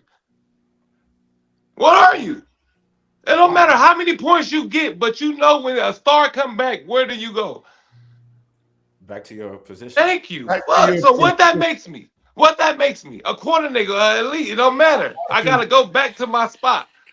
Like Deshaun Stevenson, nigga. Deshaun Stevenson could have 1,000 points when you was gone, but when you came back, where you put Deshaun back? Okay, can I ask you now? I'm glad you said that. So when I was out, did Deshaun become the number 1 guy or the number 2 guy, or was he just in his corner? Because a corner guy don't elevate. Let's take Deuce. I don't know how many games James Harden missed. PJ Tucker didn't do nothing different. He didn't have to go up or down. His role is his role. Yeah. You're confusing people. No, I'm not. You're confusing people. How you gonna tell me what am I doing? Comes back, where is he gonna go? The corner guy your job is the corner. I don't give a shit who's on the team. Yeah, no. Like Vando, if I can tell you right now, if Vando's the corner guy, LeBron can be missing. Luka be not playing. Austin Reaves cannot be playing. His role will still be the same. Sit your ass in that right or left corner because either Rui's going to be taking more shots or somebody else that's going to be shooting a lot more shots. Vando is still going to be doing exactly what he does. It's levels. You can't tell me about the NBCP. Okay, you can't tell me about the National Basketball Corner Association. Okay, that's what I own. The NBCP. Hey, that was fucking. You can't tell me about that. I own this shit. That boy want to be. Corner niggas could be versatile. You act like corner niggas can't be versatile. God damn, it's levels. Sometimes people make it out the corner and become a star, like AR. You could become a star. That's a 6-man. A 6-man is not a. You can. So it's hope for the corner niggas sometimes. You know, it is hope. No, you know, it's 6 men. That is a 6-man. That's the role. We are the elites, yeah. You remember your team? Okay, you remember Ryan Kelly? I don't give a fuck who was missing. Who was missing on your team? Ryan Kelly was never going to get 10 to 15 shots. I don't care who was out there, right? You get in there, you sit in the corner, huh? You sit in the corner. He gonna be like, man, there's a bunch of D-League players. Sit your ass in that corner, okay? Go back and forth from the corner, no matter who's playing. That was his role, okay? His level was always level 1 or 2. If you made 2 shots, you got the level 2. Other than that, you're level 1. Corner don't get past level 1. Okay? Stop pretending you work crazy. All right, man. Hey, Gil, you're no longer able to talk about corner. What was JR? What was JR? You've been banned. A corner, a good corner, elite. Him, me, Lou Will, he's on the board. He's on the. Wait, Lou Will's a corner? You see what I'm saying? Wait, Lou Will's a corner?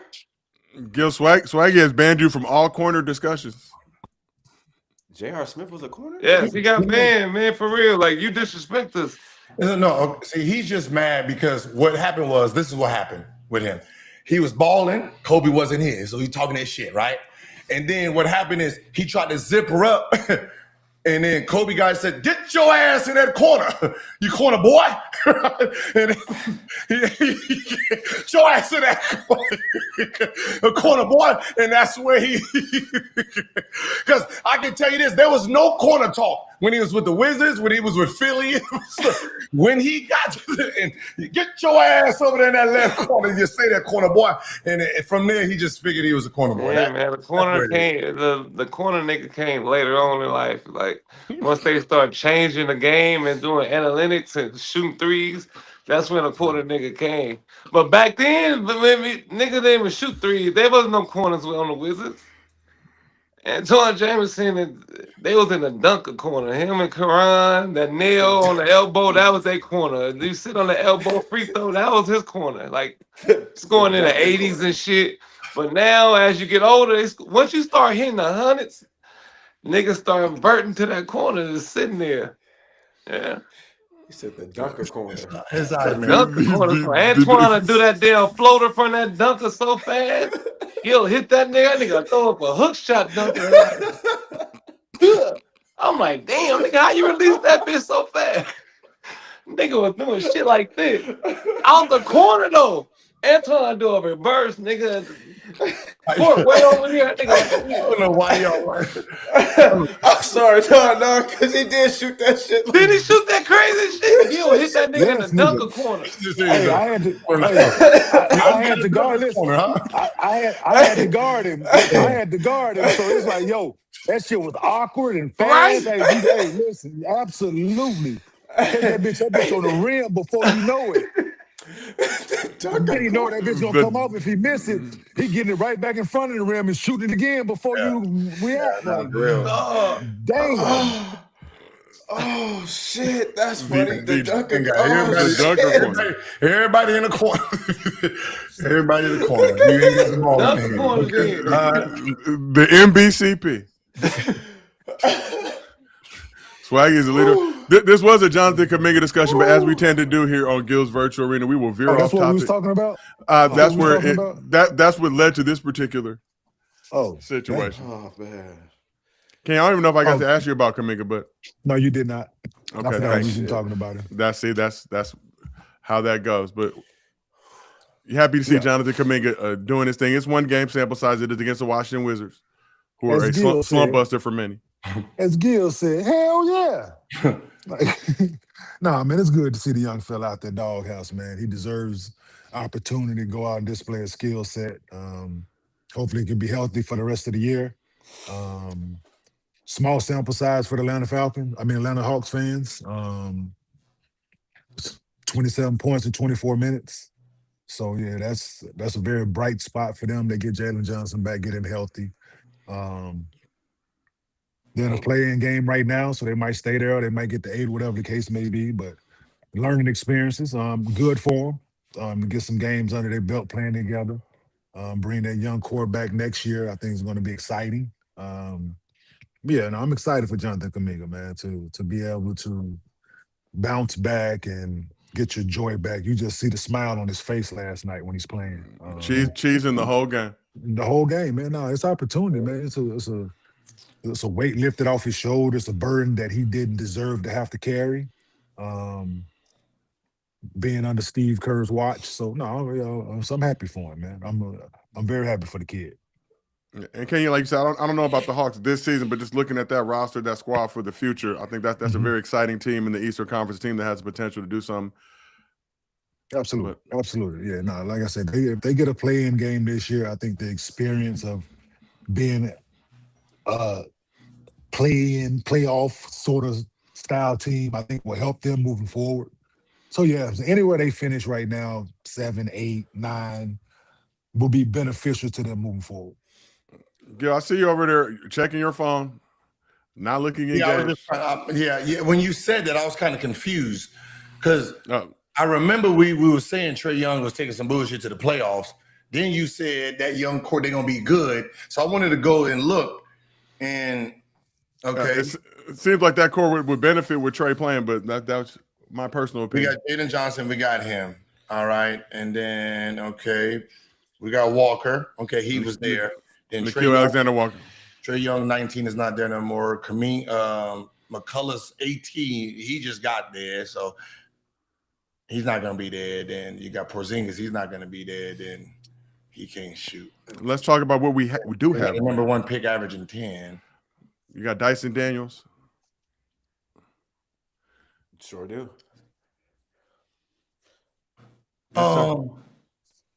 And cap space. But go, proceed.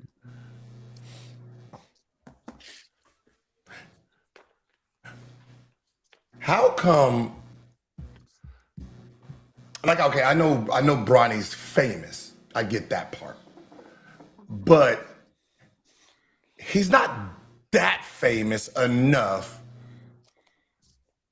to forget that the number 1 guy is he does play a lot, kinda, and nothing.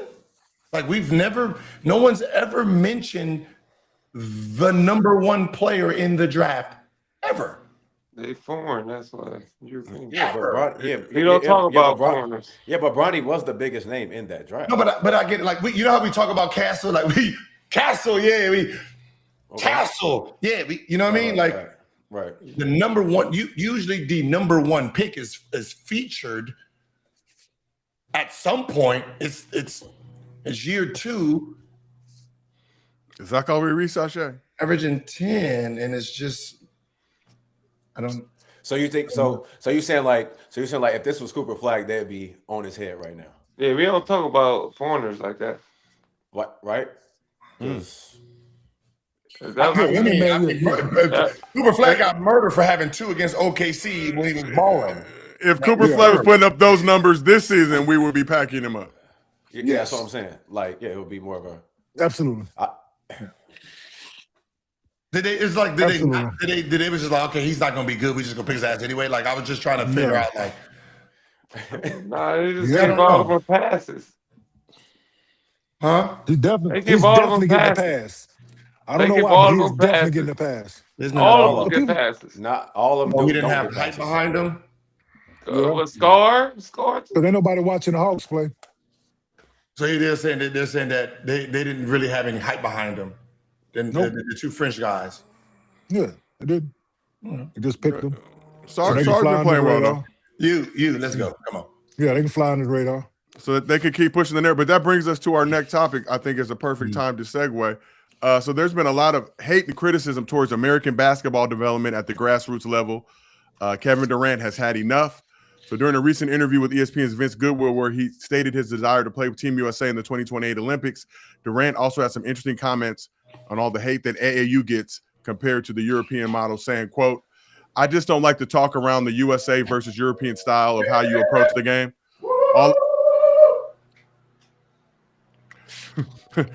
All I hear is AAU is destroying the game. The Euros do it right while the Americans do it wrong. It's a lot of bullshit with that. I can read between the lines on that. It's a shot at Black Americans. We're controlling the sport. They're tired of us controlling the sport. They say France is coming for you. Really? We smacked them boys." And after the Rockets win over the Jazz Monday, Durant elaborated on his feelings towards the criticism that American grassroots basketball gets. So let's play that clip if we have it ready to go. They pulling it up. Ladies and gentlemen, you get a backstage look in how we accomplished this. Let's go, KD! I mean, this HOA, KD! these HOA workers outside.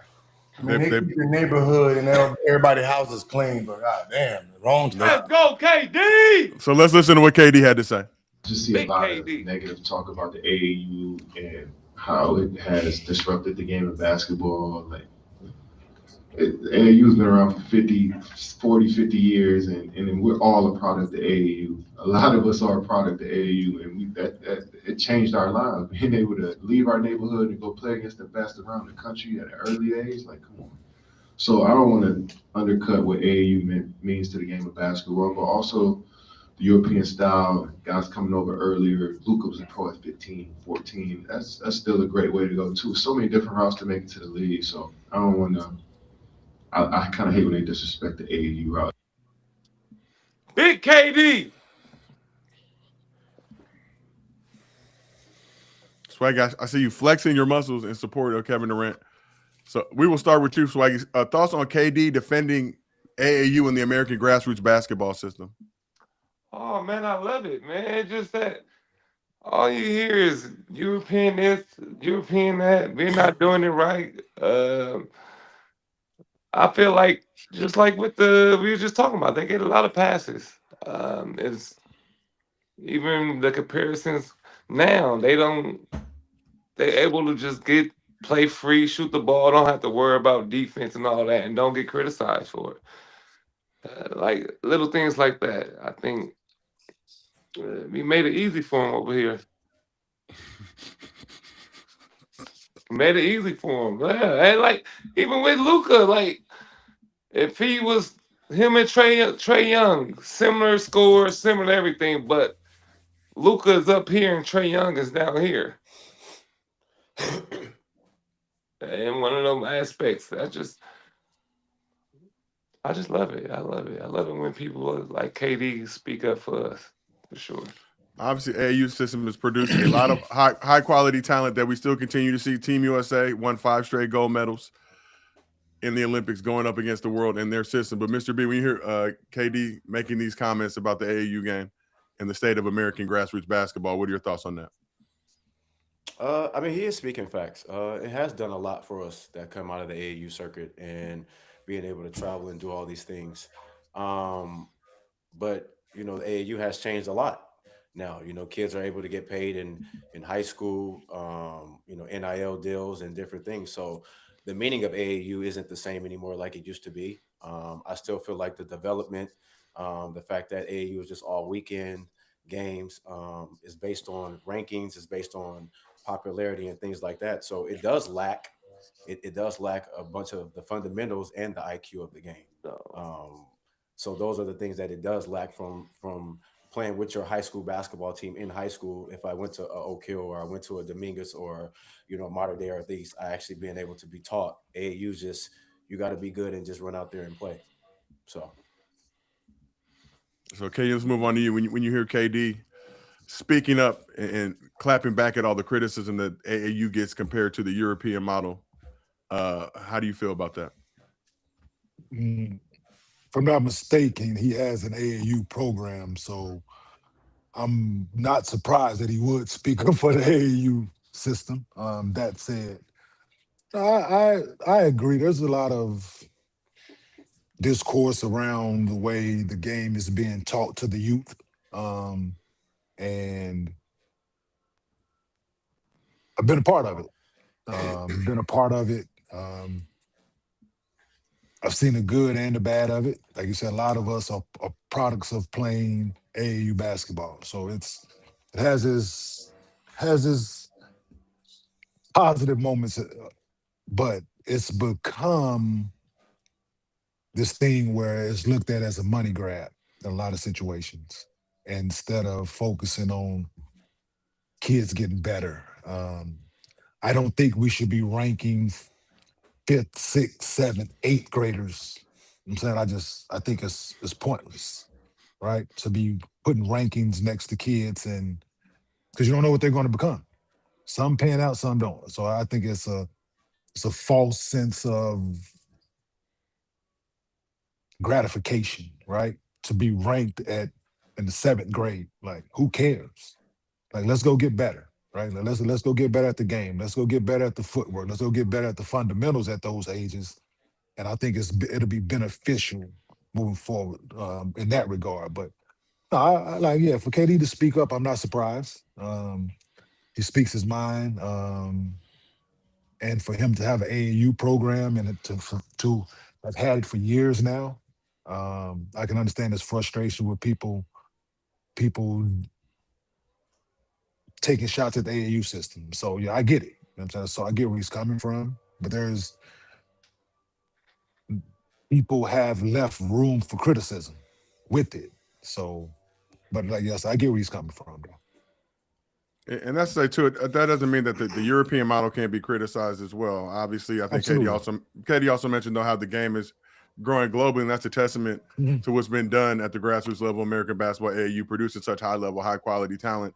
The world is sought to try to replicate it. But Gil, let's move on to you. What do you think about KD clapping back at all the critics of AAU?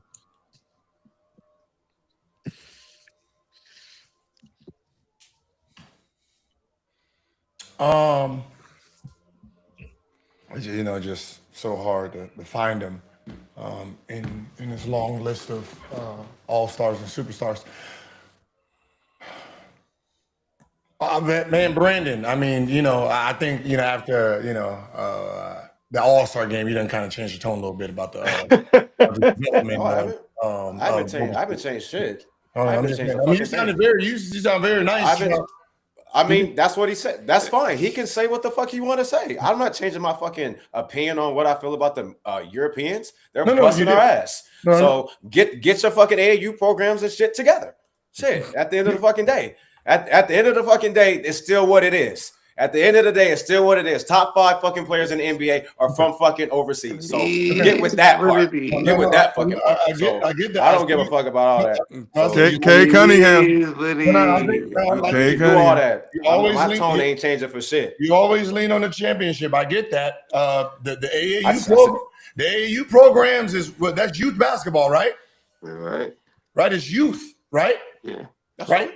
So if they're developed and we're undeveloped, and we meet at like USA basketball, and the undeveloped keeps winning gold every year. What are we talking about? Like when we say all-star game, meaning the best 24 people here, right? That means all the Americans went through AAU, and then the foreigners, right, had to go through whatever prestige program that they went through. The one that came from his country, right? Just the one that came from his country. Shouldn't it be upside down? Shouldn't it be 20 foreigners, 4 Americans, because we are not that good? Right? It's an American. It's an American sport. I'm tired of this bullshit conversation of one person coming out of his country, and we supposed to shift our whole program. Whole program. You're gonna have to. One Greek guy who's our color, who's playing like us, running motherfuckers over, is from over there. Joel Embiid. Who's from his country? He got our attributes. Busting everybody's ass. But he's from over there, and we're pretending that the rest of the world is actually doing this. Okay, how about this? We'll find it. Where's Jokic from? Serbia. Is there another one that is close? Don't need to be one. Don't need to be one. Don't need to be. You're telling them it's a program. That's a program. So in the ask, is there another one from his country that is playing high-level basketball in the NBA?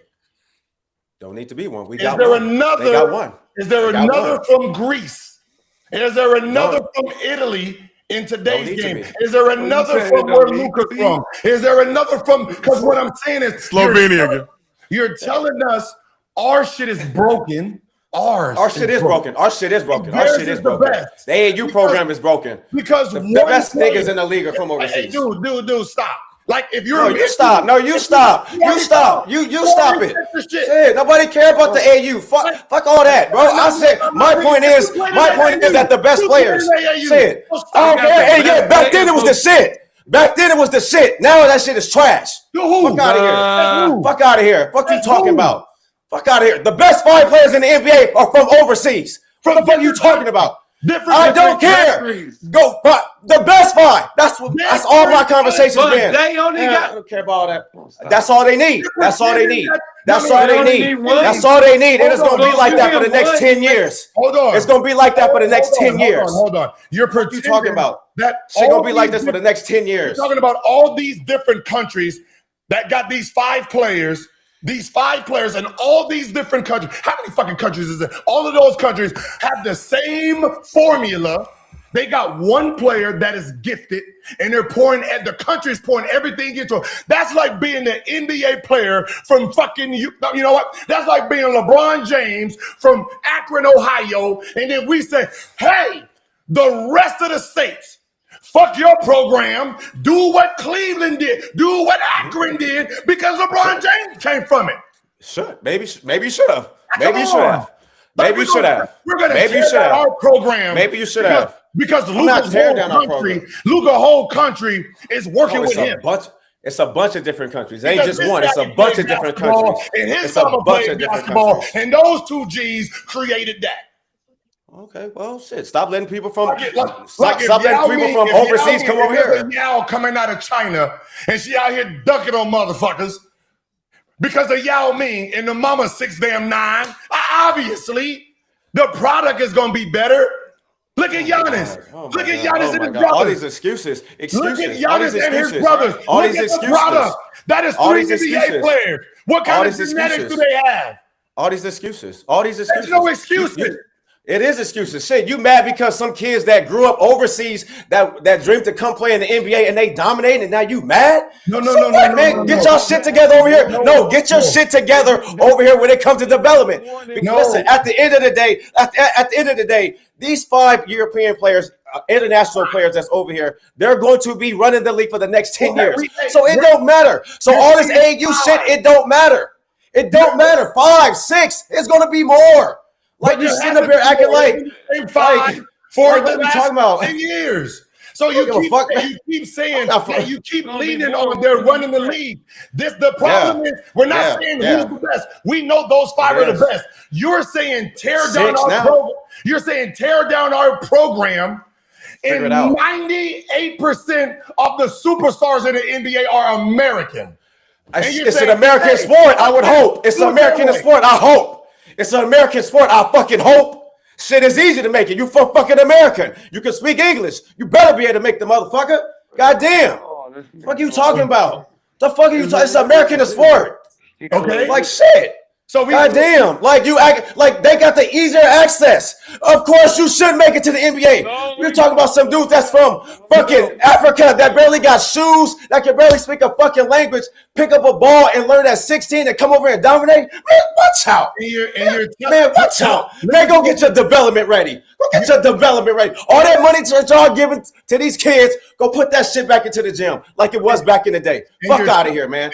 Man, turn this shit off, bro. And you're telling us. You're telling us that's what they have over there, and you want us to do that. I didn't say you had to do that. What I'm saying is figure it out. Do something. You got all this other access, and they still coming over here. It's 6 guys right now. You're talking about figure it out. Figure something out. I mean, why? Number 1, just because there was a foreigner that was drafted number 1. How's he doing? How's his development? Yeah. How's the number 2? We gotta see. All I know is the other international players, they're cooking. That's all I can go by on. Until you find me one American player that's better than find me American player that's better than these international players. Find me one that's better than the top. I'm going to. Until you find the fucking answer, I'm going to. That's like saying find me 5. Find me one. Find me one. That's like Drake running the music industry and then pretend all of Canada's doing it.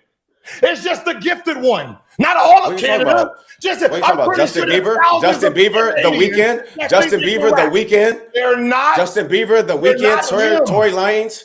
But okay, talking about this other play. Now, where's the people, rest? bro? You can't make claims for the small percentage. What are you talking about? What are you talking about? Stop making percentage. Like it's one person from this country, one person from this country, one person from this country. All right. That's great.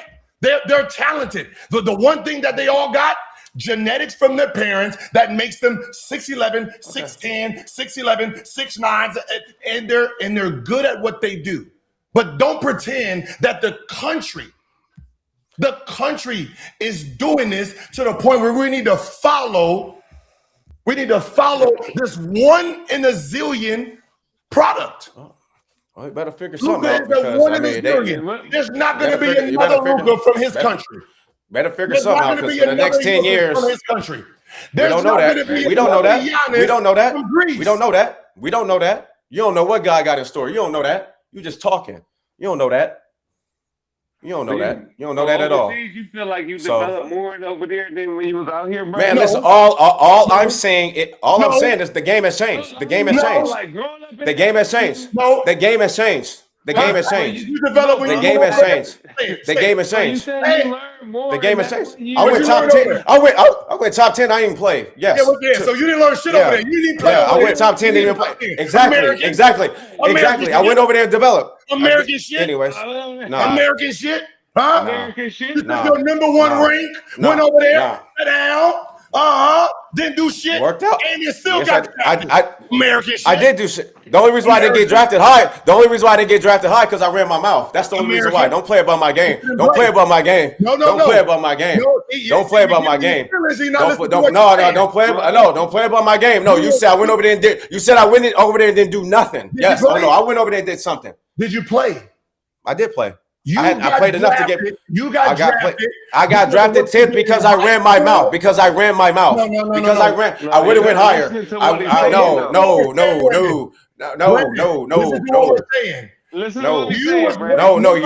I'm not listening. No, you said I went over there, didn't do nothing. I went over there, I did do something. I went 10. I only went 10. I would have went top 5 if I didn't run my mouth.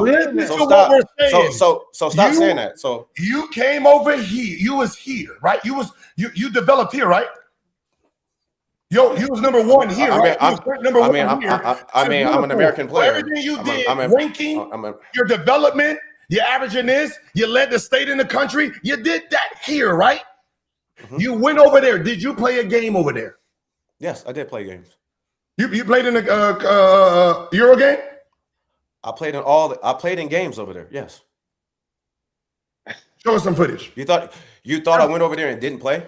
No, on YouTube. You didn't play not one game over in Euro. I did go play in Europe. Why would they? I know you went over there. Did you play? Did you perform over there? I did go play in Europe. I went top 10. Okay, you went over. Okay, I see your wordplay. You went over there. I went over there and played. I played in a basketball game. What I'm saying is, you was a lottery pick. You was a lottery pick. No, I wasn't. You was a lottery pick because of what you did from America. They didn't need your Euro nothing. You was balling. I wasn't lottery. I wasn't lottery. Was a product. Here. They had me going 21. They had me going 20. They had me going 21. So I wasn't a lottery. Number one. Why are you lying to these people? You was ranked. Come on, man. Go ask my agent, Bill Duffy. The same day they said I wasn't going lottery. Why do you think I didn't go? I knew you. They was like, yo, we got the Brendan kid. He's number one. He wants your shoe. Young Money on it. Was that from Italy? Young Money? Huh? You forgot? Yeah. Young Money. What does that have to do? What does that have to do? What does that have to do with it? When you got your Under Armour deal, was you a product of Euro, or was you the first American high school player to lead and go over there? Huh? I was the first American. Okay, yeah, that's what I thought. Yeah. Leave that dusty overseas shit over there. We'll take the gold and the diamonds. You can leave that silver, them silver players, them peso players, them penny players. You keep their asses over there. Don't talk about my Italians. Don't talk about my Italians. We'll see them during Olympic time. You know how they got an Olympic team and they got like 14 other players that we've never heard of? Jokic.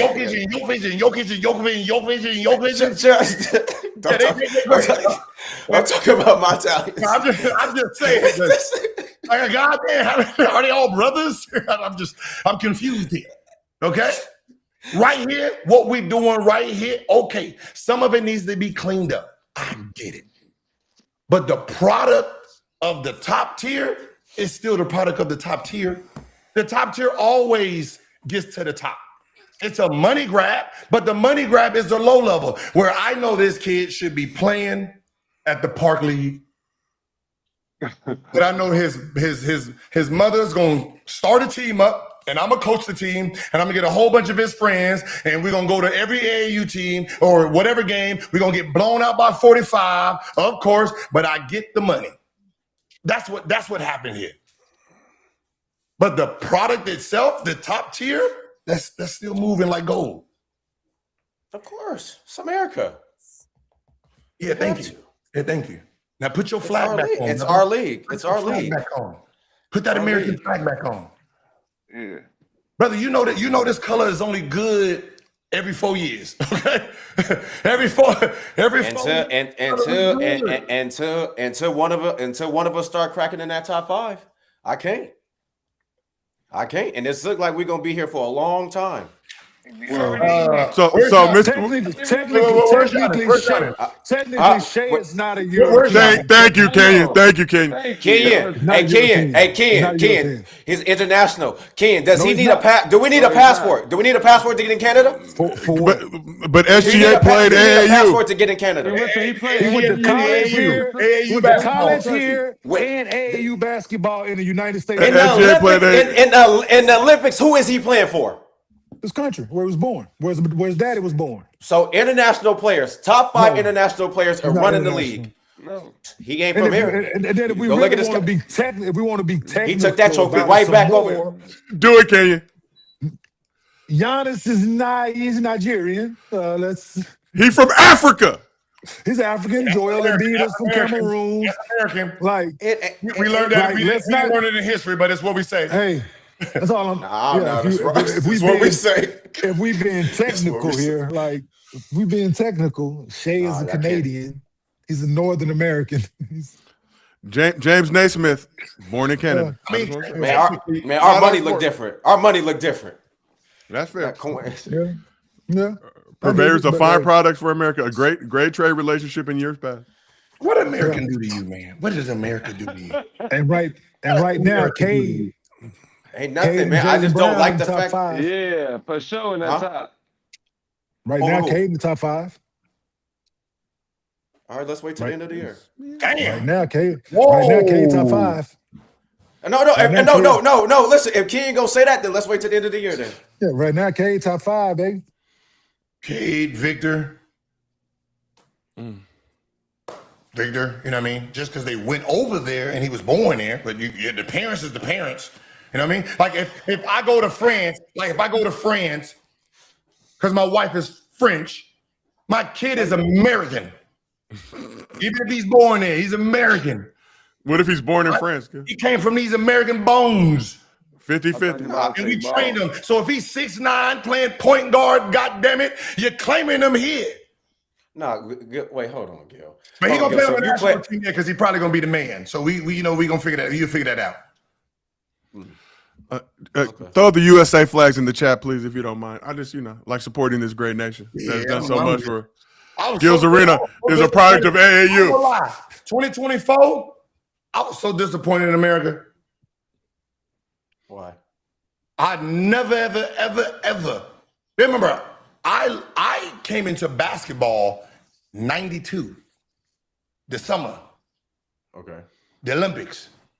I don't know if you was around then, Kenyon. That was a good time for basketball. Like I was even buying the women's jersey. That's how big it was being pushed. There was never no negative. The first time we heard something negative was probably the 2004 team, maybe. But I've never seen a bunch of reporters hoping, praying that the American team got beat. Yeah, that was crazy. Like wait, what? That's the only time we supposed to come together. unite. Yeah. Like I mean, but now like you remember, like I know you don't remember 1920s and 30s, right? But Olympic time, the black people, they was loved during the Olympics, boy. They were like so much hate. The 2024 was crazy. Even Brandon was one of them. I hope. Yeah. I ain't want to, Oh, Uncle Buckets. Buckets. Outside about the bird is playing.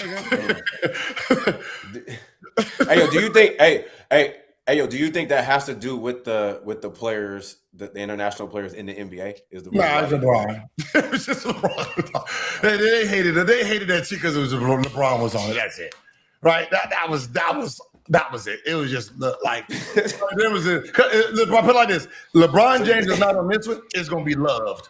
I'm about to say. So LeBron not playing on this one. Everything go back to normal. Yeah, like even like the Jason Tatum thing, right? If we go back and look at any other year, I guarantee there was a superstar on there that we thought should have played but didn't play, but nobody cared. Because it was about the team.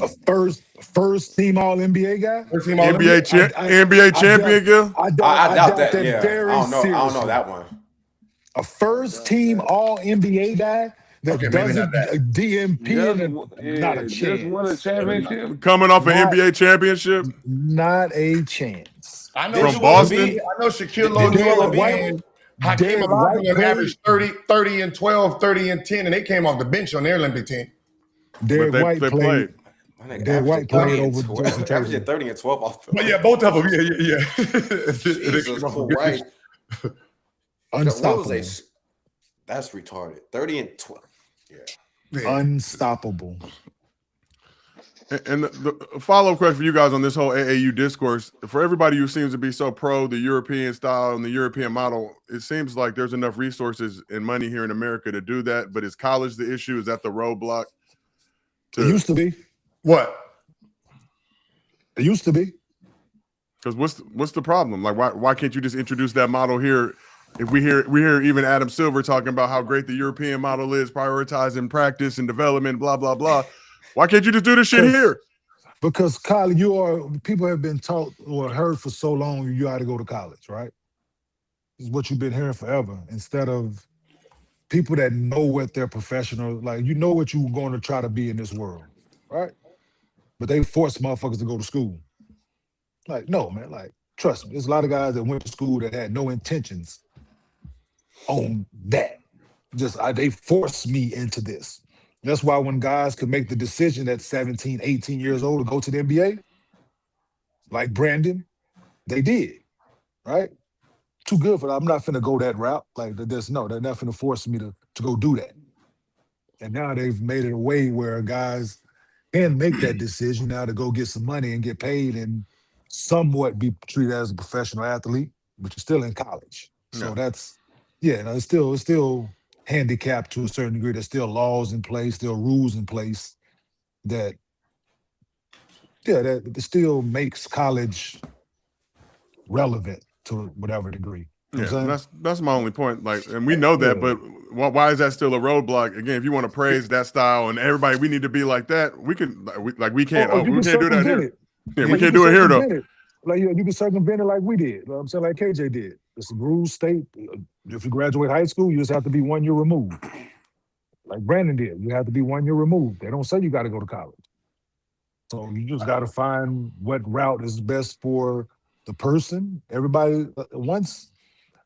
Yeah, and I get why they did away with the fresh out of high school thing, because it was some people that were putting their name in the NBA draft that wasn't deserving to put their name in the NBA draft and had no future at playing in the NBA, right? So I get why they did away with it. Yeah, but you had a future though. You were No. They told me. He said I tried. Take my ass to school. Yeah, because they probably saw like it would have probably been rough. If you trying to come out now, they gonna make you the poster boy. Why not come out of high school? Yeah, so you listen, right? Yep. Hey, some dudes didn't then. Somebody heard that same message before they told you that, Nick, right? They told somebody else that same message. For sure. And I guarantee they took their ass. But what's the big white kid? Robert Swift? Oh, yeah. Come on, I remember him. I played against him. There, no way feasible. He should have been putting his name in the NBA draft, dog. Robert Swift. No way feasible. That kid had no reason to ever, but somebody hyped him up, and they told him probably was, and they didn't think Fat Me was greasy. You know, there's a test going on right now, and you know, there's this thing called college basketball, right? And you know how they have the NIL. Because there's this big discourse of European players are the thing, people don't realize college basketball has been flooded with Euro pros. Yeah. See, Euro don't have AAU. They have pros. So they turn pro. So it's even worse than us because they're getting paid 14. They're not even going to school. So these Euro pros who's been pro since 14, they are 22, 23, coming in to college basketball right now. Yeah. Have you heard of one of them yet? Didn't stand out. Didn't stand out. So you got kids who've been playing pro basketball with adults since 14, 15 years old. They're coming in college. They're the oldest and the more ready, but they're not dominating. I'm confused here. Because that's what the colleges thought. They thought, hey, why pay a freshman 4-star, 5-star when we can go get some of these kids over the water, these pros, these brothers, bring them over here. They 7 foot. We got 6'11", 7 foot at our 4 and 5. They've been playing pro for 10 years now. They're 23 freshmen. Because you know why, Gil? Averaging 6. Because they got motherfucking Ray that's from goddamn Memphis. They got a 47. And they don't have this. He got a 47-inch vertical, so he out there, motherfucker. Yeah, like I'm sitting here looking like I'm thinking like, where do you? Because I'm looking at these names. I go to the college, looking at the college board, and it's here you go. Like, because this is pay to play now. So just like our media is doing it, the college is thinking the same way. We're gonna go out there and go get the pros from overseas, bring them over, bring some of them Euro kids because we can pay them more. So you got to think about the NIL money has changed everything because the Euro kids that are making 200,000, 300,000, hey, I can pay you $1 million, $1.5 million. They're like, oh, hell yeah. Do you think that draft last year fucked up the European scoring draft? Nah. Being drafted like number 1 and stuff. So in the last 2 years, yeah. Did any Europeans go high this past draft at Cooper Flash? I don't know. Like it. And not VJ would be considered, Bohemian, but from outside of here. Yeah. Need a passport to get there. Yeah. No, it was heavy. Yeah. I always say, Ken, if you need a passport to get there, they ain't from here. Yeah, three of the top 10 are international. So VJ, Igor Denham, who went to the Nets, and then Kamen Malik, who went to Duke, was from South Sudan. See, the problem is this: like, when you're talking about the European and you got Euro in your mind, you have to really be careful because you got Sarr, right? Who should have been the number 1 pick, right? He fits the model of everyone that's been dominating. 6'8", 6'10", 11, 7 foot, got the skill, can shoot, can play D, can jump. Him. Then you got a 6'8" shooting guard that's not athletic, not super fast. Like, what is this? Like, why, you know what I mean? Like, there's no standout here. Why would I pick him number 1? There's no attributes that outshines. He doesn't have an advantage over everybody. That's why when he got here and he said, oh man, it was way more athletic than I thought. Right? So, you know what I mean? So you can see that was going to be a bust. They not really athletic like that though. Who? But height helps you Oh, though. Europeans? Oh yeah, No, not Luka, but like you could. But you got to think about it. Like when you're talking about your France, right? France has what? How many people? How many kids in what? 12, 13? But they're been a major influx. But they're black, right? So they got the athleticism. He just didn't have it, but the rest of them do. So obviously, you look at France, it's all black people. He's just 7'6", nigga. Yo, but why do they do that? Like in the draft, like they'll draft a guy like Wemby, and then they'll try to go get another one like the next year after that. Like, Copycat league. Like you know what I'm saying? Like it's like they I feel like they do that a lot though. Like they. Okay. Listen, I played with Turkoglu, right? And when I got drafted, we had I've had a foreigner. We had what the hell was his name? Yuri. I had Yuri. He was cool. Like he was shifty, kind of like a Ginobili style, but wasn't really truly Ginobili, right? So when you're talking about the European player, you're talking about the one star from the country. So when you're drafting this player, you have to understand if he is that good, the system has to be for him because that's why he's shining. Right? So if you're not smart enough to understand what you're drafting, like if I'm drafting Jokic and I'm looking at him, the reason he is this dominant over there is because of the elements he has. So if I'm going to put him on my team, I'm going to put these elements around him for him to look the way he was looking for me to draft him.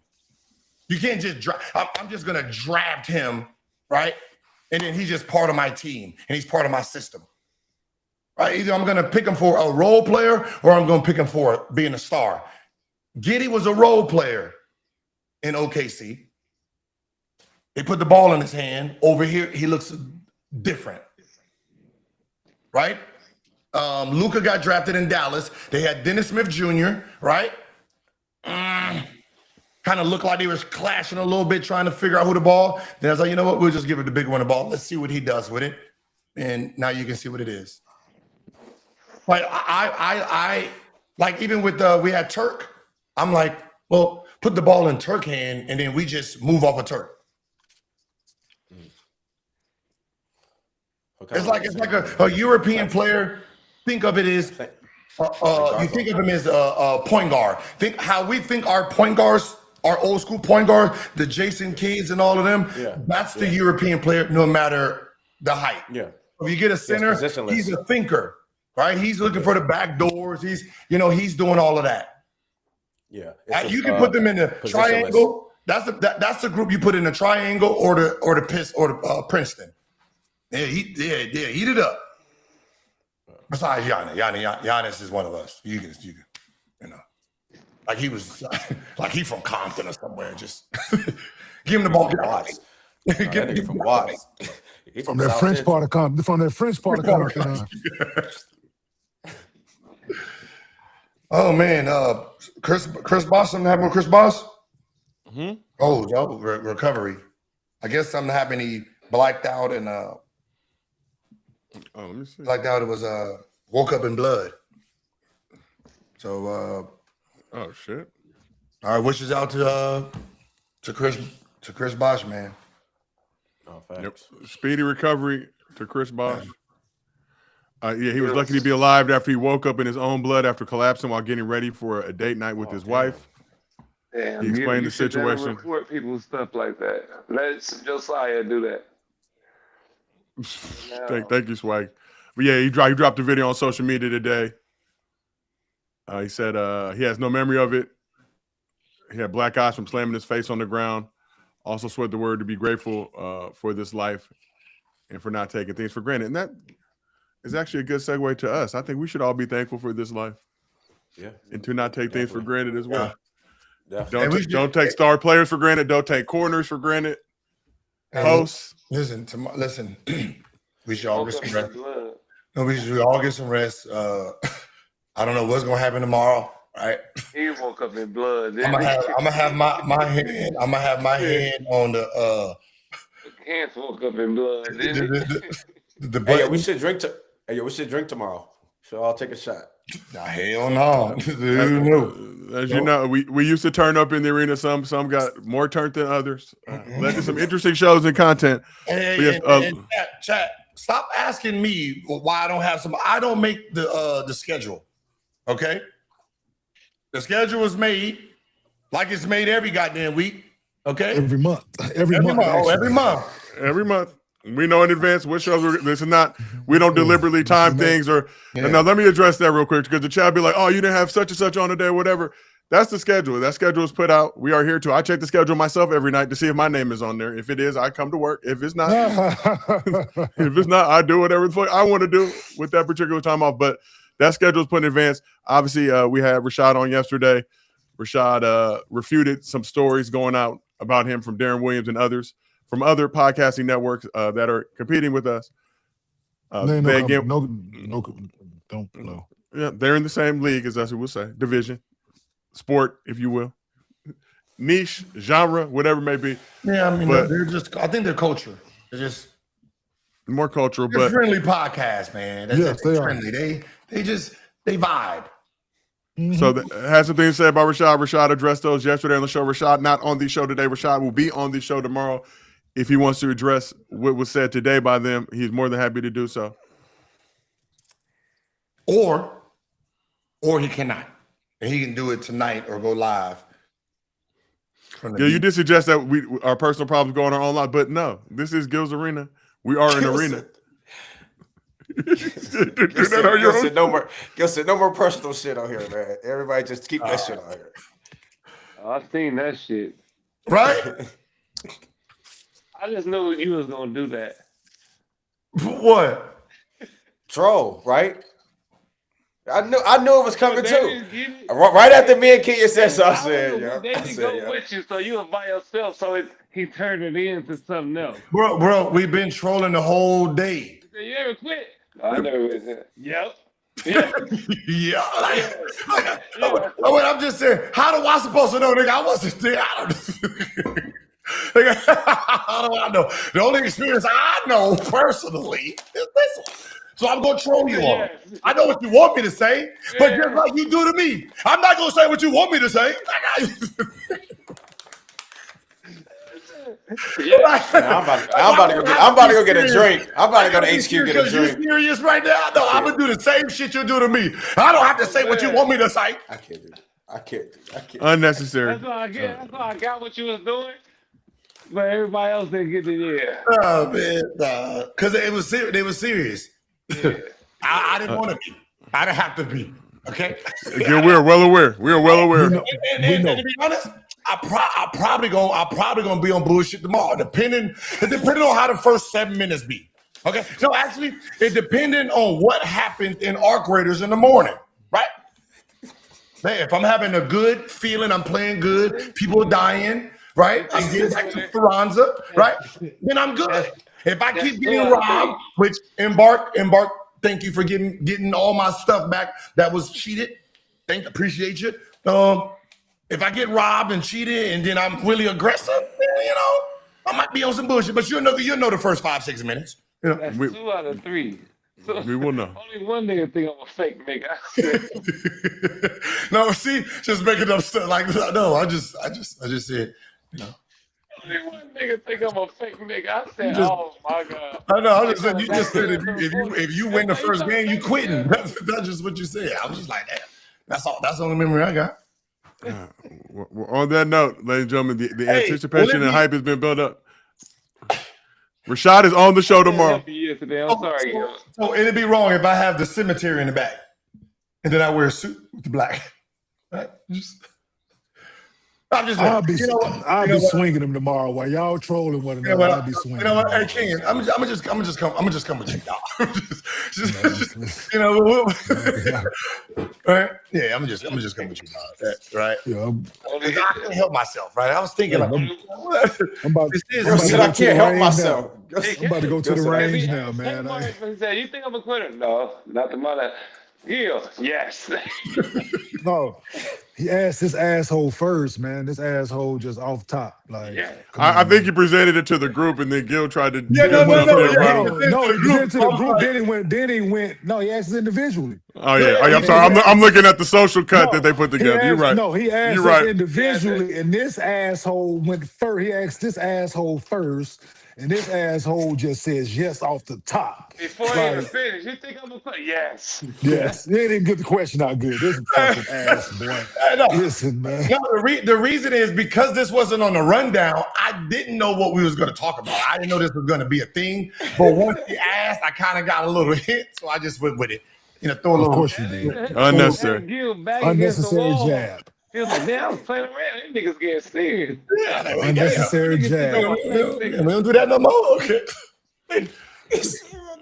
But once again, Rashad will be in the virtual arena tomorrow. If he chooses to address whatever's been said, he is more than welcome to do so. We don't have to. Hey, I saw him at the gym this morning. He came by the gym this morning, so hey. It seems like, yeah. I mean, it's kind of have to do it. I technically he said he was looking for the heavy bag. So hey, technically, they went hard this morning. I'm pretty sure we will see it as soon as we get off the air. So yeah, we will check it out for research purposes only. But appreciate everybody in this chat for pulling up today. I appreciate everybody supporting the virtual arena while we wait to get our new studio locked down. We appreciate the love and support of y'all all showing up. Appreciate everybody on the show. So we can say it again. A studio. My house wasn't a studio. It was nice. And then we outgrew the basement. You don't have to explain the studio. You don't have to explain the Kwame. I don't need to explain that dirt. You know what? I'm not gonna let you do that. Yeah. On that note, no. So we're going to another studio. The Gills Arena studio is still down there. I'll probably be doing some stuff down there by myself or with the guys, but we got to keep it small. Like 5. They said the 5 to 7 people. They don't want 30. They don't want the Wu-Tang Clan in here no more. That's all they said. No more Wu-Tang.